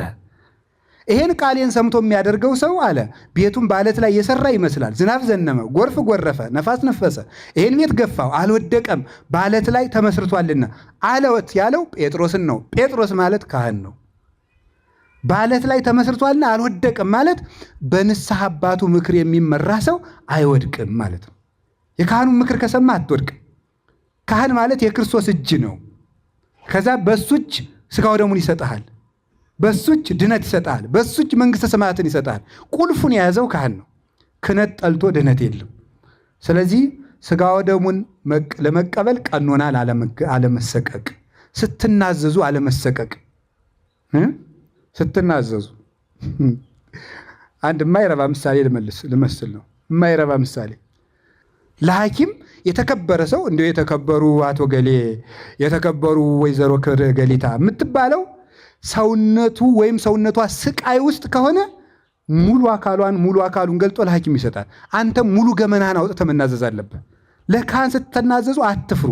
ዛሬውኑ ሂዳችሁ መናዘዝ አላችሁ። የላችሁም? አላችሁ። አንድ የተሰጠው ዲያቆን ይባላል። አንድ መክሊት የተሰጠው ዲያቆን ናት።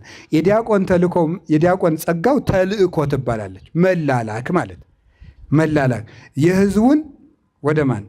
ወደ ካህኑ፣ የካህኑን ወደ ህዝቡ ይላላካል ማለት ተላላኪ ነው። ዲያቆን ያችኑ ቀበራት ማለት ትዕቢት ናት።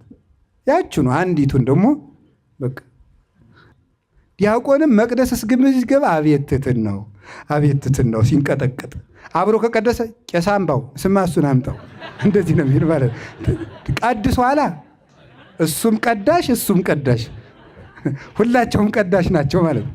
እኩል ነው የሚሆነው። እና ያችኑ ቀበራት ማለት ዲቁናውን አንድ ነበረችው በትዕቢት ምዕመናንን ማመናጨቅ። ጸበል ስጠኝማ ዲያቆን ዝም በያች። አጣቷ ላይ ያለውን 3 የወርቅ ቀለበት ከሆነ አመጣለሁታል ይቆይኝ ይላቸዋል ማለት ነው። ይሄ እንዲህ የሚያደርግ ከሆነ እሷን በገንዘብ ፍቅር በትዕቢት ዲቁናውን ያበላሸ ሰው ነው። እግዚአብሔር ከዚህ ሁሉ ይሰውረን። ከቃሉ ጋር ናችሁ? ሌላ 5 መክሊት የተሰጠው ሁላችንም በሉ አቤት 5 መክሊት ማለት 5 ሕዋሳት በሉ 5 ማን ናቸው? ዓይንሽ፣ ጆሮ፣ ሌላ አፍንጫ፣ ሌላ አፍ፣ ሌላስ እጅ። እነዚህ ምን ይባላሉ? 5 መክሊቶች ናቸው። አሁን መክሊት የለኝ የምትሉ እንግዲህ ይሄ ሁሉ እያላችሁ ነው ማለት። ይሄ ሁሉ እያለ ነው መክሊት የለ። እኔ እኮ ጸጋዬን አውቀ ጌታዬ፣ ጸጋ ዓይንህ ነው፣ ጸጋ ጆሮህ ነው፣ ጸጋ አፍህ ነው፣ ጸጋ እጅህ ነው። በዚህ ከሰራህ መክሊት አለ። በዓይንህ ታነባለህ ወይ ነው ወይስ ፌስቡክ ላይ አፍጥጥር የምታድር? ዓይንህ ላይ እኮ አሁን በዓይናችሁ ዓመት ዝም ብላችሁ እንዲሁ ድሃውኑ አንድ ሊቀ ጳጳስ አንዱን ልጅ እንዲሁ ምን ሆነ ነው የማትማልጃ እርወኝ ስደነቆር ምን እየበላህ ደነቆር ካሉት ይባላል። እውነቴን እኮ ነው። መቼስ ለድንቁርናህም በልተህ ነው የምታደር አይደለም እንዴ? ስደነቆር ምን እየበላህ ደነቆርክ። እና አሁን አንድ ሰው ስራ አይኖረው፣ መተዳደሪያ አይኖረው፣ ቅጥር አይኖረው፣ ዓመት ቁጭ ብሎ ዝም ብሎ መጽሐፍ ቢያነብ እርግጠኛ ነኝ ሀብታም ይሆናል። ዝም ብሎ መጽሐፍ ቢያነብ ማለት ዓይንህ ብቻ ይበቃሃል ማለት። ቁጭ ብለህ ላይብረሪ አንድ ዓመት መጽሐፍ አንብ። እነዚያ መጽሐፍት ገንዘብ እንዴት እንደምታገኝ ይነግረዋል። ስለዚህ ዓይናችን ብቻ በቂ ነበር፣ አልሰራንበትም። ጆሮ በቂ ነው። ዝም ብለህ ሂድ ተማር። ገንዘብ የለም፣ ቅጥር የለም። ዲግሪ ከተመረቅ 5 ዓመት ነው። በጆሮ ስራ ሂድና ተማር። ዝም ብለህ አትወዝን። አይ ተምሬ ነበር እያልክ አስፋልት ስታለፍ አትዋል። ተማር። ትምህርት ቤት ወይ ቄስ ትምህርት ቤትም ስማ። ትምህርት ቤቶችን ተማሩ። ወግ ስትሰሙ ጆሮአችሁን አታበላሹት፣ አፍክን አታበላሽ። ዝም ብለህ አንብብበት። እጅህን ስራ አላችሁ ዘመዶች። እግዚአብሔር ከሁላችን ጋር ይሁን። ስንት መክሊት? 5 መክሊት። 5 መክሊት። 5ቱ ደግሞ ሌሎቹ ምንድን ናቸው ነው? 5 ያተረፉት 5ቱ አንደኛው ሴንስ ይባላል። ሴንስ ታውቃላችሁ አይደል? ስሜት ማለት ነው። ሴንስ። ሁለተኛው ፐርሰፕሽን ይባላል። ሶስተኛው ኦፒኒየን ይባላል። አራተኛው ኢንተሌክት ይባላል። አምስተኛው ሪዝን ይባላል። እነዚህ 5ቱ ናቸው። ተርጉሟቸው እንግዲህ እንግሊዘኛ ለእናንተ ችግር የለውም ማለት ነው። ይሄንን የተናገረው ሊቅ ዮሐንስ ዘደማስቆ ይባላል። 5 መክሊት 5 የውስጥ አለ ማለት ነው። ሴንስ ስሜት ነው። ፐርሴፕሽን መረዳት ነው። ኦፒኒየን አስተያየት ነው። ኢንተሌክት እውቀት ነው። ሪዝን ምክንያት ነው። እነዚህ ምክንያታዊ ሁን፣ በእውቀት ተመራበት። ምልከታ ይውላችሁ ሰው ሐሳብ የሚስተው ምን ሲመራው ነው? ሴንስ ፐርሴፕሽን እና ኦፒኒየን ሲመሩት ሰውየው የተሳሳተ ይሆናል። እነዚህ እንዲሳሳቱ የሚጠብቀው እንዳይሳሳቱ የሚጠብቀው ሪዝን እና ኢንተሌክት ናቸው። ሁለቱ ምክንያታዊ ከሆነና እውቀታዊ ከሆነ ስሜት ሰውየውን አያጠፋውም። በምክንያት የሚያስብ በእውቀት የሚያስብ ከሆነ ስሜት አያጠፋውም። ስሜት እንዳያጠፋው በደንብ ስሙ። በሞቴ 5ቱ የስሜት ሕዋሳት ለሴንስና ለፐርሰፕሽን ምን የሚሰጡ ናቸው? ግብአት። ለምሳሌ ወጥ ይሸታሃል። ምን ታደርጋለህ? ሴንስ ይሰጥሃል። የመብል ፍላጎት ያድርብሃል ማለት ሽታው ነው። ስለዚህ 5ቱን ትጠብቃለህ። 5ቱን ስትጠብቃቸው ከውስጥ የሚሰማ ስሜት ይስተካከላል ማለት ነው። አላችሁ። እነዚህ ሕዋሳተ ውስጥና ሕዋሳተ አፋ ይባላሉ። 5 የተሰጠው 5 አተረፈ ማለት መክሊቱን 5ቱን የውጩን ሕዋሱን ጠበቀ፣ 5ቱን ደግሞ የውስጡን አተረፈ። ይሄ ሰው ምን ይባላል? ሙሉ ሰው በሉ። ሙሉ ሰው በሉ። ኧረ በሉ። እሺ ሪዝነብል በሉ። ኢንተሌክቹዋል በሉ። አዋቂ ሰው መሆንና ምክንያታዊ ሰው መሆን። አዋቂ ሰውና ምክንያታዊ ሰው እንድትሆኑ ደግሞ እነዚህ 5ቱ ግብአቶች በዓይንህ የምታየው፣ በጆሮህ የምትሰማው፣ በጣትህ የምትዳስሰው፣ በአፍህ የምትናገረው በውስጥ ሪዝኔብል እንድትሆንና እንዳትሆን ይወስንሃል ነው። ስለዚህ የምትሰማውንና የምታየውን ነገር አስተካክል ነው። የምታየውንና የምትሰማውን ካስተካከልክ የምታስበውም የተስተካከለ ይሆናል። የምታስተካከል ለብ በሉ ደግሞ የምታስበው ከተስተካከለ የምትሰራው ይስተካከላል። ከውስጥ ወደ ውጭ፣ ከውስጥ ወደ ውጭ ነው ኑሯችን። ከውጭ የምታየው ውስጥህን ያረክሳል። ውስጥ ሲረክስ በእጅህ ደግሞ የረከሰ ነገር መልሰህ ትሰራለህ። ይሄ ምንድን ነበር? የጨረቃ ኦርቢት አለ አይደል? ምህዋሯ እንደዚህ እየዞርን ነው የምንኖረው። በውጭ ያሉት ሕዋሳት ለውስጥህ የረከሰ ነገር ያቀብሉታል። ውስጥ ሲረክስ ደግሞ በውጭ ደግሞ የግድህን የረከሰ ነገር ትሰራለህ። እንደዚያ እንዳይሆን ውጩ የተቀደሰ ነገር የሚሰማ ከሆነ ውስጡ ይቀደሳል። ውስጡ ሲቀደስ ደግሞ እጆቹ መልካም ፍሬን ያፈራሉ። የፍሬ ሰው ይበለን። እሺ ሌላ ላጠቃለው 2 የተሰጠው ነፍስና ስጋ የተሰጠው ነው። አልተሰጣችሁም ወይ? አልተሰጣችሁም? እሺ እንደገና ደግሞ 1 የተሰጠው በቅድሙ ይወርዳል። ሰውነት። አሁንም ሰውነት ነው የሚሆነው። እሺ እየጨረስኩ ነው። አንዱን አወራረድ ልንገርታችሁ። 5 የተሰጠው አሚን እምነት እምነት፣ ተስፋ፣ ምሕረት፣ ትዕግስት፣ ደስታ። እነዚህ 5 መክሊቶች ይባላሉ። ምን ናቸው? 5 ምን ናቸው? እምነት፣ ተስፋ፣ ምሕረት፣ ትዕግስትና ምንድን ናቸው? ሰላም ወይም ይቅርታ ደስታ። እነዚህ 5 ናቸው። እነዚህን በትክክል ተጠቀሙባቸው። ርኅሩህ ሁን፣ እመን፣ ተስፋ ይኑርህ፣ ትዕግስት ይኑርህ፣ ባገኘው ነገር ደስተኛ ሁን። እነዚህ ነገሮች ነፍስና ስጋህን ያተርፋሉ። ውሏችሁና ቀናችሁን የሚያሳምሩ በየቀኑ 5ቱን ጽፋችሁ ተመሩባቸው። ዛሬ ትዕግስተኛ ሆኜው እያለሁ ወይ? በደስታ ውያለሁ ወይ? አምኜው እያለሁ ወይ? በተስፋ ነው ወይ የዋልኩት? የርኅራኄ ሥራ በዛሬው ቀን ሰርቻለሁ ወይ? ወይስ ጨክኜ ነው የዋልኩት? እንደዚህ ስትሉ ሰውነት ይኖራችኋል። ሰውነት ካላችሁ ሰው የማይችለው ነገር የለም። በእግዚአብሔር አምኖ በትክክል ግን ሰውነታችንን በ5ቱ መክሊቶች መስራት ነው። ቅድም ባልኳችሁ በ5ቱ የሙሴ መጻሕፍት፣ በ4ቱ ወንጌል፣ በአጭሩ ደግሞ ምን ብለው ይተረጉሙታል አባቶቻችን? 5 መክሊት የሙሴ፣ 2 መክሊት ብሉይና ሐዲስ፣ 1 መክሊት የጸናቸው አንድ ሃይማኖት ላይ ይተረጉማሉ። ይሄን እንተውና እሺ 5 መክሊት እነዚህ 2 መክሊት ደግሞ አላችሁ? እሺ ተስፋና እምነት ናቸው። 2 መክሊት ተስፋና እምነት ናቸው።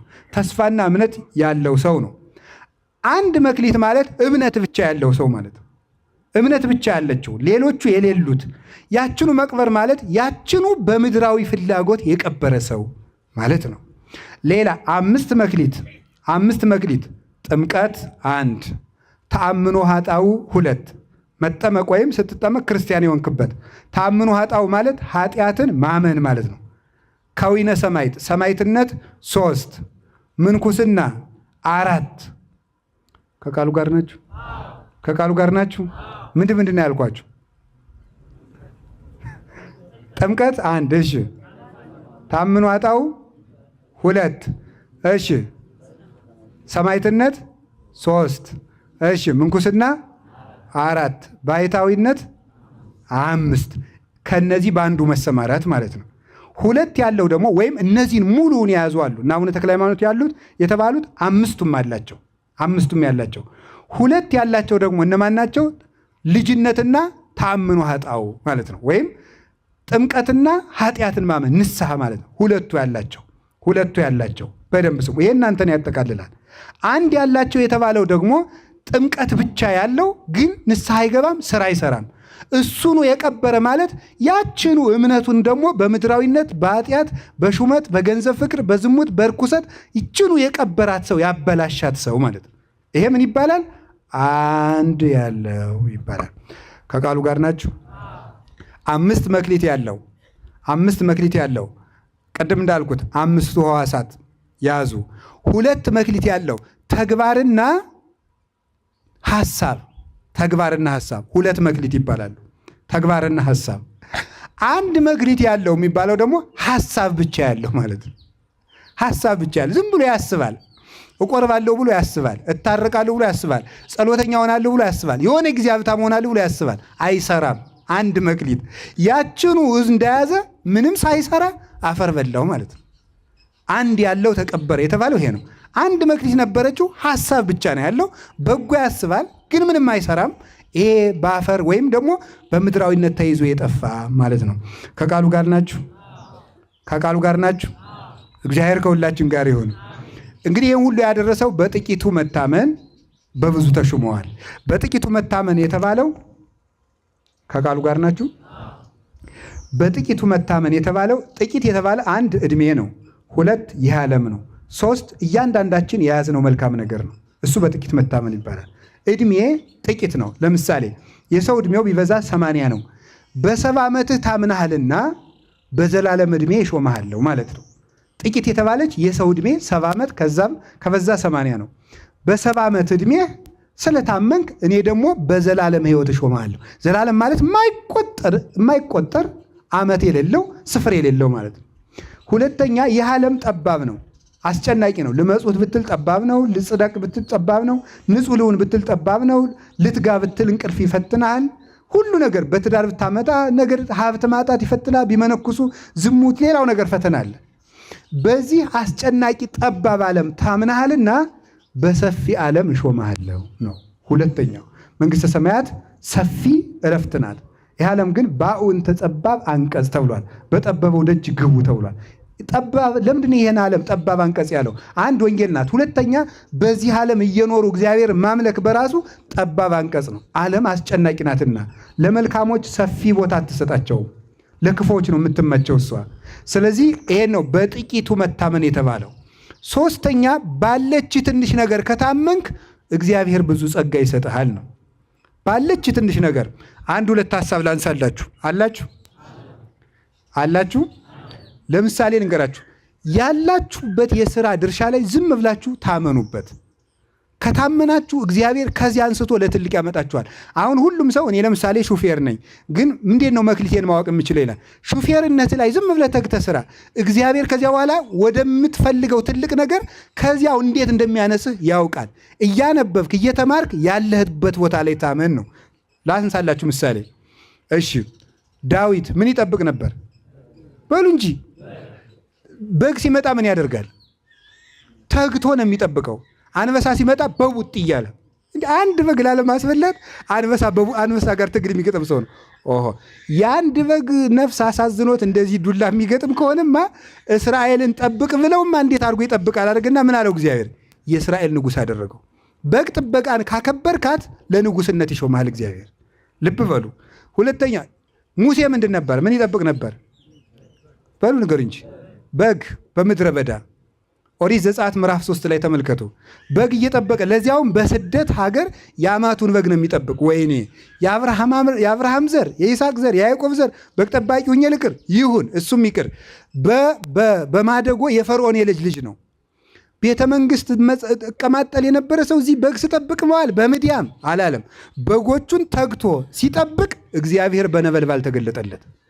ያለችህን ስራ ካከበርካት እግዚአብሔር ከዚህ በኋላ ምን አደረገው? አንተ ለምድያም ለዮቶር በጎች ከታመንክማ 600,000 እስራኤልን ብሰጥማ በእርግጥ ትጠብቃቸዋለህ ብሎ እግዚአብሔር አምኖ በ600,000 ህዝብ ላይ ሾመው። እነዚያንም ታምኖ ዘወጣ። እግዚአብሔር እንኳን እንዲሁ ይገርማል እኮ እንኳን ሙሴ ሊያጠፋቸው እግዚአብሔር እስራኤልን ላጥፋ እያለ ራሱ ባለቤቱ እነሱን ካመታጠፋ እኔን አጥፋኝ እያለ የሚጸልይ በጎ እረኛ ሆነ። ለዚህ ክብር አበቃው። ከቃሉ ጋር ናችሁ? ከቃሉ ጋር ናችሁ? እስቲ ጴጥሮስን እዩት። ቅዱስ ጴጥሮስ ምን ነበር ስራው? አቤት አሳ አጥማጅ ነው። ምንድን ነው ያደረገው? አሳ ነበር። በቀን ይችን አሳ ያውም ሲለፋ ውሎ የማያገኘው አንድ አሳ ሲጠብቅ ነበር የሚለው ጌታ። ምን ከዚህ በኋላ አንተ በ55 ዓመቱ እኮ ነው እግዚአብሔር ያሳያችሁ። በ55 ዓመቱ አሳ እያጠመድኩ ብሎ አላማረረም። አሳዋን ያጠምዳል። ዝም ስራው ናት። ስራችሁን አክብሩት። አሳውን ሲያጠምድ ጌታ መጥቶ ምን አለው? አሳ ከዚህ በኋላ አሳ ሳይሆን ሰው የምታጠምድ አደርግሃለሁ አለው። ከዚህ በኋላ ምን አደረገው? የሐዋርያት አለቃ አድርጎ ሾው። በጥቂቱ መታመን ማለት ቅዱስ ጎርጎርዮስ ገባሬ መንክራት እንደሚተረጉም በጥቂቱ የታየም በብዙ ይሾማል ማለት በምእመንነት ከታመንክ ዲቁና ይጨመርልሃል። በዲቁና ከታመንክ ቅስና ይጨምርልሃል። ቅስናን ካቀበርከው ጵጵስና ይጨመርልሃል ይላል። መጀመሪያ የያዝካትን ምን አሁን ዲያቆኑ በዲቁናው ሳያፈራበት ቅስና በቁምስናው ያላፈራ መነኩሴ እባካችሁ ጳጳስ አድርጉኝ በዚያኛው መቼ አፍርተህበት ሳትታመን በዚያ ገና መቼ አመን። ይህን ነው እግዚአብሔር የሚያስተምረን። አንድ ታሪክ ልናገርና ትምህርቴን ጠቅልለው። ከቃሉ ጋር ናችሁ? አንድ ሰው ነበረ፣ ጳጳስ ነው። አትናቴዎስ ዘአንጾኪያ ይባላል። እና በዘመኑ የነበሩት አንጾኪያ የነበሩት ሰዎች ጳጳሳቸው ይሞታል። ጳጳሳቸው ሲሞት የእስክንድሪያው ፓትርያርክ መጥቶ እስኪሾምላቸው ድረስ እነሱ በዚህ ቀን እመጣለሁ ብሎ ቀጥሮ ዘገየባቸው። ሲዘገይባቸው ኧረ እሱን ስንጠብቅ ብለው ዝም ብሎ ምዕመናን ተሰበሰቡና ጳጳስ አድርገናል አሉት። ዝም ብለው አንዱን አትናቴዎስን ማለት ዝም ብለው ያኛው እስኪመጣ ምን አጠባበቅ ራሳችን ማንሾመው በገንዛ ሀገራችን። ዛሬ እኮ ህዝብ የሚሾመው ጳጳስ ነው የሚበጠብጠን። ህዝብ የሚሾመው ጳጳስ አይረባም። ማንም መሾም ያለባት ቤተ ክርስቲያን ናት። እናንተ ናችሁ እኮ ሰውን ሁሉ የሌለውን ጸጋ እውነት ነው መሰል እንዲል ያደረጋችሁት። መነኩሴው ሁሉ አንዲቱ ትሄድና አባ አቤት በህልሜ ይመስለኛል ከረጅም ተራራ ላይ ቆመው ይመስለኛል። እሺ እንደገና የብርሃን መስቀል የያዙ ይመስለኛል። እሺ ኋላ ክንፍ ያወጡ ይመስለኛል። እሺ ኋላ በላይ ላይ አልፈው ሄዱ። እና በህልሜ ናዩት ይሄ ነገር ጸጋልኝ እንዲህ ይላል። እዚህ በኋላ ሲያሰግድ ይውላል ማለት ነው። እናንተ እኮ ናችሁ መነኩሴውን ሁሉ ሳያስበው ያላሰበውን ክብር ሁሉ እንደበቃ የምታስመስሉት ማለት እያቀበጣችሁ። እኔ እንደውም አንድ ጊዜ አንድ ቄስ አሉ ስዊድን የሚኖሩና አስተምሬ ስጨርሽ ይሄ ኩታራ ነው ጉልበቱን እንዳስሙት አሉ። እውነታቸውን ነው። እንደዚህ የሚል ሰው ነው የሚያስፈልገን። አንዳንድ ሰው ያለመጠኑ ክብር ስንሰጠው መጨረሻ ላይ ይበላሽብናል በእውነቱ ማለት ነው። የሀገራችን ገበሬ እኮ ሊቅ እኮ ነው። ምንን ካላልኩት ገብቼ ምን ልበል ይላል፣ ልፈትፍት ይላል ካላሉት ብሎ የሚናገረው ለዚህ ነው።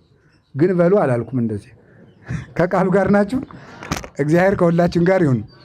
እና ተሰብስበው ሾሙት። እሱ ሊሾም ሲመጣ ያኛው በተቀጠረበት ሰው ሲሾመ ይቺ ሀገር እንዴት አለች? ጳጳሳቸው ሙቶ እና አሁን እንዴት ሆነዋል? እራሳቸው ሾመው አለ። አውግዞት ዙሮ ቤቱን መጥቶ አወገዘህ እኮ አሉ። የሚገርመው ግን ያ ሰውዬ ቅን ነበረ። ህዝቡ አስገድደው ነው የሾሙት እና ቅን ስለነበረ አውግዞኝ ሄዳው። እንግዲያ ሰውየው ቅስና ነበረው፣ ጥሩ ካህን ነው፣ መነኩሴ ነው። መጣና ከዚህኛው ፓትርያርክ ቤት መጣ። ምን ሆነ መጣ? የእርስዎ ቤት ጠራጊ ሁኜ ቃለ እግዚአብሔር ልማር ብዬ አንድ ምእመን ነኝ አለው። ምእመን ሆኖ ቤት እየጠረገ በልጠረግ አለው። ታማኝ አገልጋኝ ሆነ። አንተስ ድንግልና አለኸው አለ። አንተስ ዲቁና ልስጥህ አለው። ኧረ አይገባኝም፣ ፊት እኮ ጳጳስ አድርገው ሾመውታል። ሲያወግዘው ጊዜ መጣና ይህን ኃጢአቴን ማስተስር ያለብኝ ብሎ መጥቶ ሎሌን ነገባ። ለአንተስ ዲቁና ይገባሃል አለው። ኧረ አባቴ አይገባኝም። ይገባሃል አይገባኝም፣ ይገባሃል አይገባኝም። ኋላ 2 ጊዜ መሾም ኃጢአት ስለሆነ ነገር እንግዲያስ አጉል ነው ብሎ በነውር ተይዞብኝ ነው እንጂ ዲቁና ሳለኝ አለው። ተከልክዬ ነው እንዳትቀድስ ተብዬ ነው እንጂ የሆነ አባት ከልክለው ነው እንጂ ዲቁና አለኝ። በል ዲያቆን ሆኖ አገልግል። በዲቁናው እጅግ በጣም ታማኝ ዲያቆን ሆኖ አገለገለ። ሲያገለግል ሲኖር አንተ ቅስና ይገባሃል አለው። ኧረ አባቴ አይገባኝም፣ እንዲህ አንተ ይሾማ እምቢ የምትለኝ ከሆነ እኔ አወግዝሃለሁ አለው። ድሮስ ምን ብሎ መጡ። እንደዚያ ሲለው ምን አለ? አባቴ በነውር ተይዞብኝ ነው እንጂ ቅስና አለኝ አለው። በል ግባና አገልግል አለው። ሲያገለግል ጵጵስና ልሹምህ አለው። አይገባኝም፣ ይገባሃል አይገባኝ። ሲጣሉ እኔ እኮ አትናቴዎስ ነኝ፣ ያወገዙኝ አትናቴዎስ ነኝ አለ። ነው አዎ፣ ፓትርያርኩ እኔ ሳልሆን አንተ ነህ እንዲህ ያለ ስራ የሰራ ብለው በበቅሎ ጭነው እሳቸው ገመድ እየጎተቱ እሱም በበቅሎ ወስደው ሀገረ ስብከቱ አስገቡት። በጥቂቱ መታመን፣ በሎሌነቱ ሲታመን በምን አረጉት? ዲያቆን። በዲቁናው ሲታመን ምን ሆነ? ቄስ። በቅስናው ሲታመን ምን ሆነ? ጳጳስ ሆነ ማለት። ለፕትርክና በቁት። ያላችሁበት የቤት ሰራተኛ ብትሆን፣ ሎሌ ብትሆን፣ ዘበኛ ብትሆን፣ ጽዳት ሰራተኛ ብትሆን ያላችሁበትን ቦታ በታማኝነት ያዙት። ያን ከያዛችሁ እግዚአብሔር ለክብር ያበቃችኋል። እንደውም ምን ሊቃውንት ሲተረጉሙት ጥቂት መከራ የለመደን ሰው እግዚአብሔር ብዙ መከራ ይጨምርለታል ብለው የተረጉሙ ሊቃውንት አሉ። ማለት ምን ማለት ነው? ጥቂት መከራ እንዲሁ ዝም ብለህ ይሄ ውጋት እየመታ እዚህ ላይ ድስቅ እያደረገ ዳዊት የምትደግም ከሆነ ጦር እየተመታ የምችለው ምን ይሰጣል? ሰማዕትነት ይሰጣል። ጥቂት መከራ የማችል ከሆነ ለብዙ መከራ አይሰጥም። ብዙ መከራ ከሌለ ደግሞ ብዙ ጸጋ የለም። ይህን ነው እግዚአብሔር ሊያስተምረን የፈለግና ወገኖቼ፣ የሌላችሁን እየተመኛችሁ ዘመናችሁ ከሚያልቅ ባላችሁ ነገር ታምናችሁ ተገኙ። ባለን ነገር ታምነን ለትልቅ ጸጋ እንበቃ ዘንድ የመድኃኔ ዓለም ቅዱስ ፈቃዱ ይሁንልን። ያስተማረን ቅዱስ እግዚአብሔር ክብር ምስጋና ይግባው። በልጁ በመድኃኒታችን በኢየሱስ ክርስቶስ የናኛትን መንግሥተ ሰማያትን እንዲያድለን ቅዱስ ፈቃዱ ይሁን። ለአብ ለወልድ መንፈስ ቅዱስ ክብር ምስጋና ይግባው። ይቆየን።